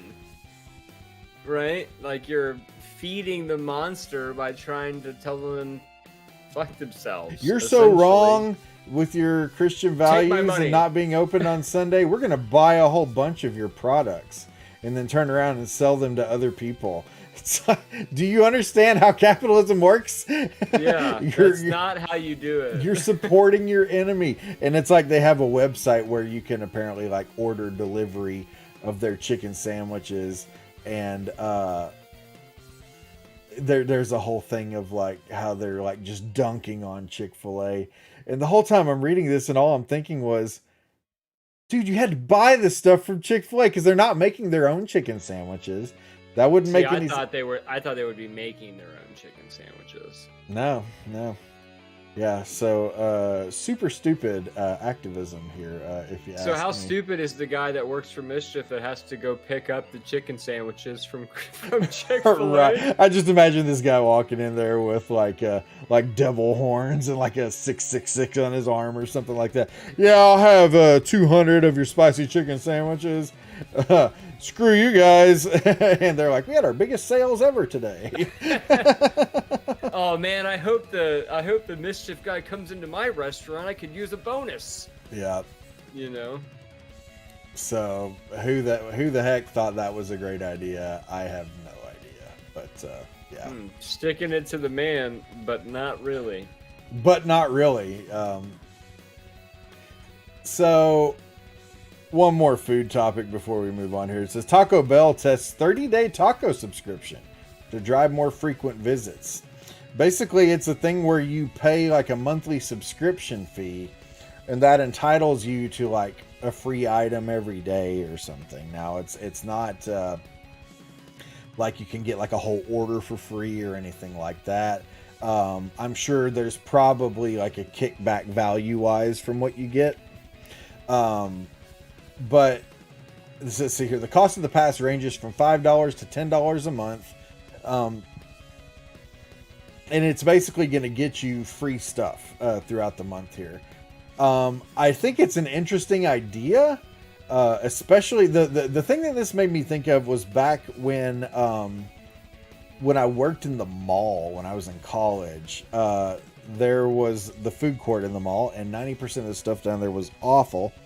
But there were like specific places that I would frequent very regularly. If there would have been a deal like this, heck yeah, I probably would have been all about that. I don't know why I want to look at this guy riding his bicycle in front of Taco Bell, but we're going to look at that. But anyways, do you think, does this sound like a good idea? Is this anything you would have any interest in? Not really. No, I'm kind of... I'm kind of at a loss for it. I mean, knowing that it's $5 to $10 a month, like I said, you definitely have got to be getting a value out of it. But I don't eat at Taco Bell that much. Ideally. yeah, I mean, you would have to eat here all the damn time. I Right, think like- really to really start seeing a benefit to it. Yeah. yeah. My takeaway from this is I don't know that this is a great idea, but I do think it's an interesting idea, and it's something that I think they should still kind of keep teasing at that. And one thing that it refers back to Is is it just limited to Taco Bell only? is just limited to Taco Bell only. They're testing Because out. that Yum brand is encompassing like between KFC and Yeah. I think something else. Yeah. Burger King, it says here, has created a similar program in the past for coffee. And then it talks a little bit more in depth about Panera Bread doing the same thing, which I actually got my wife that for Christmas. It's a subscription for unlimited coffee. And so it's like, I want to say it was like $10 a month or something like that. But, of course, she's not going over there 3 times a day or anything like that. But she can literally every day on her way into work get a free cup of coffee. And for $10, that's a really good freaking value. And Especially from Panera. I used to work for Panera. oh, did you? Their prices are no joke. Oh yeah, their prices are ridiculous. Yeah, not very often that we head to the old Panera. But I hear you. And like I'm not going to get on a Panera bashing spree, but they just talk about like how great quality their food is and everything. And like, while yes, nothing really is frozen to a degree, I mean, it still is just pre-packaged in a box and everything else. So like at the end of the soups come in a bag, frozen, that you drop in a container of hot water that heats them up, and stuff. So at the end of the day, when they're charging you like $14 for a cup of soup that's been heated in hot water and a shit ass deli sandwich, it's like, what? Like, yes, that's why I always called like Panera like the food for the swaggy, because it's like I could make this at home for $1.50, but I'm spending $15 at lunch because I'm the man, like. yeah. There's a few specific items that I like, and this is the thing that I like a lot from there is they have really good soups, and I'll get a bread bowl of soup because I can get that for like $5. It's not that much to get a bread bowl of soup because I like their bread, I like their soup, I get the combo together, and it's not terribly expensive. Yeah, I know that. And honestly, I found a recipe for their black bean soup, which is my favorite soup of theirs, and I can make that exactly soup what at you're home, talking about. and it is freaking amazing. And mine's even better actually because I blend up some jalapenos and mix that in with the soup so it gets a little bit of that heat, not enough to make it like burn your mouth or anything. Right. But Speaking yeah. my language, though. But if I'm out or something, or just don't feel like making something, I can get a bread bowl of soup there for not too much money. But everything else there, good Lord, it's expensive. Their teas are expensive. Their coffees are expensive. Their salads are expensive. Anyways, like I said, not a Panera Bread bashing hour, but That's why the $10 for the free coffee, that's a good deal. yeah, exactly. For sure. It pays for itself after like the third one. Heck, I mean, yeah, I mean, she only even does it a few days a month. It's well worth it. And she will get coffee pretty frequently. I mean, not terribly frequently, but frequently enough to where it's a damn good deal. So, good Lord, excuse me. But kind of the whole point of that, like, I think it would be cool to see more places try out ideas like that. Whether or not they actually work or not is one thing or another. But am I really stoked over the Taco Bell subscription? No, because I don't eat Taco Bell that often. But right. If more places tried something like that, I think it could create some brand loyalty and yeah, like, or like get in you the good case value. of Yum, if they had multiple properties, like, and engross the rest of the restaurants in that too. So if you eat at one, it counts for the other, or whatever, and not so exclusive to where it's like, well, if we don't eat Panera again this week, I'm gonna miss out on all on all of my reward, so like you don't want it to come to that. If you had more of options, I suppose it would be it would be an easier sell. But not every company owns multiple restaurants. Sometimes they are just by themselves. So there's that. Yeah. Dura Morte in the Twitter side or Twitch side said, I've had Taco Bell 4 times in the last 5 days. So maybe this is marketed toward him. The subscription is for you. I will tell you this though, man, since the inception of the crispy chicken taco sandwich or whatever the hell it's called, man, I don't know. Maybe I would go there more often. I mean, I'm not going to go there all the time for like a burrito or something, but like, not that I don't dislike their burritos, but I don't want to eat that crap every freaking day. But the chicken thing is really good. Now I feel like I have to go try one. You absolutely should. You should. If nothing else, just to try it and experience it. So, I'll do it for the podcast. yeah. Hey, I watched Cowboy Bebop. You can eat the chicken thing. I mean, if I must. If I must. It sounds terrible. Oh my gosh. Here, we'll do one more before we're done here, just because this one is very applicable to me. I don't know that you use so much. You don't really use Discord other than for these calls, really, do you? I use it for social Sundays on my stream. There you go. Other than that, that is it. But I can tell you that I get about 86,000 Discord notifications in any given day. Yeah. That's the thing about Discord is I've really learned a lot about the importance of muting servers. Or if there's a server you want to stay up on, but it has like multiple channels, muting the channels that you're not interested in. Because I'm in one Discord server that, no joke, probably has 20 channels. If not even more, honestly. But I don't care about like 18 of them, so I mute all of those. And I leave the only 2 that I care about unmuted. But it says, please enjoy Discord while it's still good. And it basically comes down to the fact that Google is starting to police that a lot more. Did Microsoft buy Discord recently? Someone bought Discord recently. I can't remember who it was, but Discord is a great way to interact with only the people you really care to interact with. I have largely gotten off of social media. I do have my Twitter, but it's not nearly anything like what having a Facebook page was like. Discord, however, gives me the luxury of being able to talk with only the people that I really actually want to talk to. I go into servers with those people and I mute all the crap that I don't care about. And it gives me the ability to do that. But just like anything, it's growing and it's evolving and it's starting to get policed. Google, the article starts off talking about how Google killed apparently an app that would play music in there because of bandwidth concerns, DMCA concerns and stuff. As streamers, DMCA is a fact of life that we have to deal with. That we all hate. And basically, yes, that we all absolutely hate.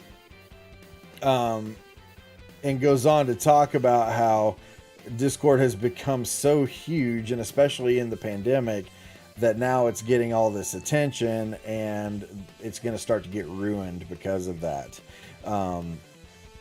The features like being able for us to jump on this phone call here and have like great quality video call. I mean, you not just because you're an attractive man, but you look fantastic on this call. Well, thank you. The quality is amazing. The sound quality is amazing, and it's not costing us a damn thing. But we're starting to see more and more features kind of starting to taper down a little bit over time, and there's question of more and more things that are going to have to be put behind paywalls. Is that even if you're like a Nitro guy? It doesn't say anything about that. And a lot of this really more is speculation, just because things that have happened. It's not that there is a roadmap for these things to definitely happen. But it's more like, hey, kind of prepare for this, because it looks like these sort of things are probably going to start happening in the future here. But kind of, I guess what my thought with all this is like, and chat, feel free to chime in. Obviously, Adam, feel free to chime in here. But like, if there's a service that legitimately adds value to my life or to my daily functions, I'm okay with paying for it. Like, I know people like for a long time who, and I dealt with this a lot more back when I was still in the phone industry or whatever in my time with T-Mobile, and that like there would be people who would like staunchly say, "Oh, I do not pay for apps. I don't pay for apps." And it's like, yeah, I get not necessarily, wanting to be smart with your money and not just go paying for every little thing, that's out there in the world. But at the same time, if it's something that's beneficial to you and is helping you or that you're enjoying and like you find yourself going to it frequently, I'm kind of okay with paying for those things to keep them the way that they are and to keep them helpful. Just the same way that like, I pay. Okay. I'll give you a perfect example. There's a hip hop artist that I've listened to for, good Lord, probably 20 years, if not more. And he's putting out a new album. He releases all of his stuff through Bandcamp now. So it's all totally independent. He's not on any sort of record label. He's got a pre-order going on for his new album where he's got and it's this whole big thing. He's never done anything this big before, but he's got the album. He's got a book that goes along with it, t-shirts, and then a vinyl record of the thing as well. And you can get the whole thing for $60, which is a lot of money for an album. But when you get the vinyl and the shirt and the book and the ability to stream it online and stuff like that, and at the end of the day, you're supporting someone that you've listened to for decades and you love their art. And more than anything, you want them to continue to make that art. I am happy to shell over, $60 or more to support that person in doing that. That's a fair point.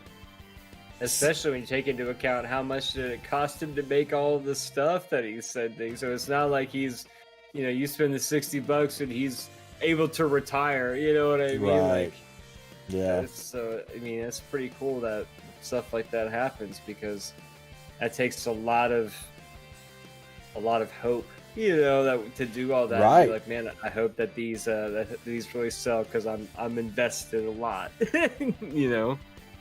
And that's true. Yeah.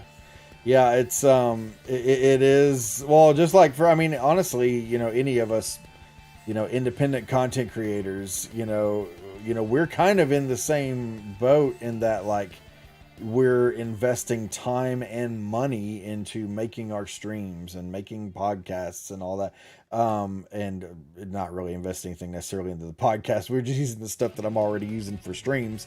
But like we put time and money into our streams, with sort of the hope that we see some return on that. Not that it's all about the money, but would you be prone to go out and spend a lot of money on a nice camera and a nice microphone if you didn't think you were going to be getting anything out of it at the end of the day? It's like, I'm not going to dump hundreds of dollars into something that's just a hobby for me. I'm going to, and that's why I support, and I was more than happy to sign up to support when you got your affiliate status on Twitch. I think it's really important to support the things that you love, because you want those things to continue to exist. This guy, I hope he continues to make albums for years to come. That's true. He's an independent artist, and I want him to continue. I should pay him to do that. Stuff like Discord here, I do pay for Nitro, but it's for multiple different reasons. But seeing that the writing could be on the wall for changes coming forward, do we think that people are going to be willing to pony up for that, if the time comes to that, like where you have to start, where Nitro is no longer Nitro, it's just Discord. You have to have like a fee of some form to get in on it. Man, or ads start coming in. I was sending those videos over to you for that compilation, and one of them came back and they were like, "This video is too large," and I was like, they were like, "Upgrade to Nitro and for 100 megabytes." I was like, "Okay, fine, I'll upgrade to it." So I sent it in, and it was like, "This file is still too big." And I was like, "Oh shit." So then basically all I had to do is like Google on the internet, like how to decompress a file, and I found a website that did it within a minute and a half. And so now I'm still subscribed to Discord Nitro, and I don't know why. Yeah, if you're not a big Discord user, you probably ought to cancel that. Nitro's worthwhile for me. Nitro's worthwhile for me, but I do a lot on Discord. If you're on Twitch and are heavily involved in Twitch, Discord is kind of a must, and Nitro is going to make that all happen a lot more easily and more... I hate to say pleasurably because that sounds sexual, but it a lot more pleasurably. You know, it's like it's a good experience, I guess is what I'm saying. But does it mean that we can still continue the podcast? Because you're like, hey man, the only thing that we can continue this podcast with is if we get dual nitros. Well, dual nitros. I actually canceled my Nitro subscription. And then, like, the next episode, Adam forever leaves the podcast. For real. For real. He's out of here. He's out of here. Some guy, right. Yeah, apparently who our viewers think of you as is Adam, some guy. Some guy. We need to get you dang some guy. I can be a dang guy. Yeah, I can be a dang guy. We should get you a some guy t-shirt made. The dang art guy, the dang mediocre guy, and the dang some guy. The dang some guy. Yeah, that's right. Yeah. 3 peas in a pod. I must look like shit. PC says I look sleepy, and earlier Noah said that I looked tired. Do I look disheveled? I don't think you do. Yeah, I saw it. I saw those comments, but I was like, are they busting his balls or what? I don't think you look bad. I was gonna say, like, I hope not. I did work out today. There is that. Yeah. Or maybe they're talking about me. I don't know, because I probably do look tired because I was yawning like crazy before the podcast. I was like, man, am I going to be able to do this? Good Lord. I'm tired, but... Well, you are more of a sunshine than me. I will give you that. Yeah, you know. Well, he says you look like you were falling asleep. I think it's like the nature of my webcam angle from where I'm sitting at this point, because everybody has said that before. Like, if I'm looking dead on in a certain part of my monitor, it looks like my eyes are closed. Oh, that's funny. Maybe it's both of you look tired, sleep. Doctor orders, says Dr. Cuddy. Well, my bladder's about to explode, so... Well, good news, Steve. We both look like shit. Yeah, right. Well, like I said, I'm going to be 41 in a week, so I have license to look like shit. I think that's just kind of comes with the territory. So I read a really fun... Not to go back to Twitter again, but I read a really funny tweet where it's like, getting older is like one day... You wake up and you're a little tired, and then you just stay that way for the rest of your life. And I'm like, yeah, I feel that on an elemental level. I identify with this. Very much so. But, right along those lines, there was a meme I shared yesterday where it was from Oblivion, and it was like a screenshot where the guy says, like, I'm sorry, I have more important things to deal with right now. And in true Oblivion fashion, like, the character walks over and just lays down in bed and goes to sleep. And then the comment was, when did video games start becoming so realistic? Right. Oh, man. Yeah. That's the stuff, baby. They've got us pegged. I was going to say, I laughed harder than I should have at that. They've been watching us. I'm sorry, I can't talk to you anymore. I have something more important to do.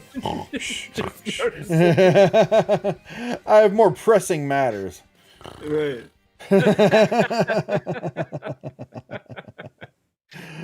Oh, dude. Well, hey, thanks again for another great time. I always have fun doing this. Hopefully everybody else did. It's not my last time, folks. No, not his last time. We're not letting him off that easy. We got to keep him around. Right. Like I said, if Adam goes, probably the show goes. So you can't replace me. I can't. Get maybe John Cho in here. John Cho is the only person. John Cho, maybe. Yeah, maybe if it was John Cho, but no. I'm going for a hot lady. If I have to replace Adam, I'm going to find a hot lady to be my. I would. Oh, yeah. So then we would actually get more subscribers and stuff. So. Way more. But Now, everybody, thanks again for coming out tonight. Again, do not forget to check us out on twitch.tv/beerclockpod, or you can check us out on YouTube. I'm going to drop the link because it's not nearly as easy. It's just like youtube.com/channel/UCCUWX_ZX blah blah blah. And of course it's funny because I'm typing this in. I don't know what it is, but it stopped accepting my chats. Every time I would try to send a chat message through Restream chat, it was like, nope, screw you, we're not doing that. So I guess it didn't take my link. We'll see if I can get to the dashboard. But yeah, make sure to check us out on those various platforms, and we would very much appreciate that. I need to get back into re-uploading the old episodes to YouTube. We've got several of them up there to listen to. If you like the show, then and would like to go back and hear some of the old episodes, you can do that on YouTube. And if not, then at least still go follow us there because we need more followers. So, If not, just do us a solid and give us a pity follow. yeah, exactly. You don't have to ring the bell or anything like that. We're not wanting you to bend over backwards or anything. We just need 100 followers on YouTube so we can. Here we go. There's the YouTube link. Just need a click. We just need 100 followers on YouTube so we can not be youtube.com/channel/UCCUWX_ZX_OMG. Oh my god. That's hilarious. OMG is in there. 6TOKPGCTDRRRG. So yeah, obviously it's a freaking nightmare. So that's where you need to go. We hate it as much as you do. Yeah, if not more so. If not more. All right. Well, hey, again, everybody, thanks so much for showing up tonight. Really appreciate you guys, and hope you have a great rest of your evening. Thank you guys. Always a pleasure. Thank you all. The stars were amazing. The comments were amazing. The camaraderie was priceless.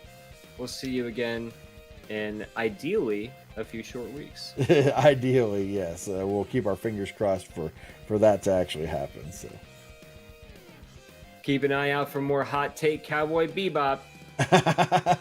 Adam is happy to oblige. I am happy to oblige.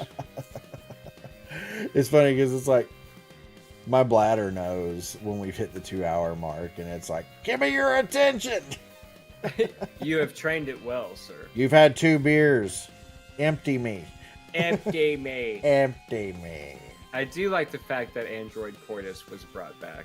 Yeah, that was a good callback. Got to keep bringing that up. God, we can't lose sight of Android Coitus. Never. I tried to get it trending on Twitter for quite some time.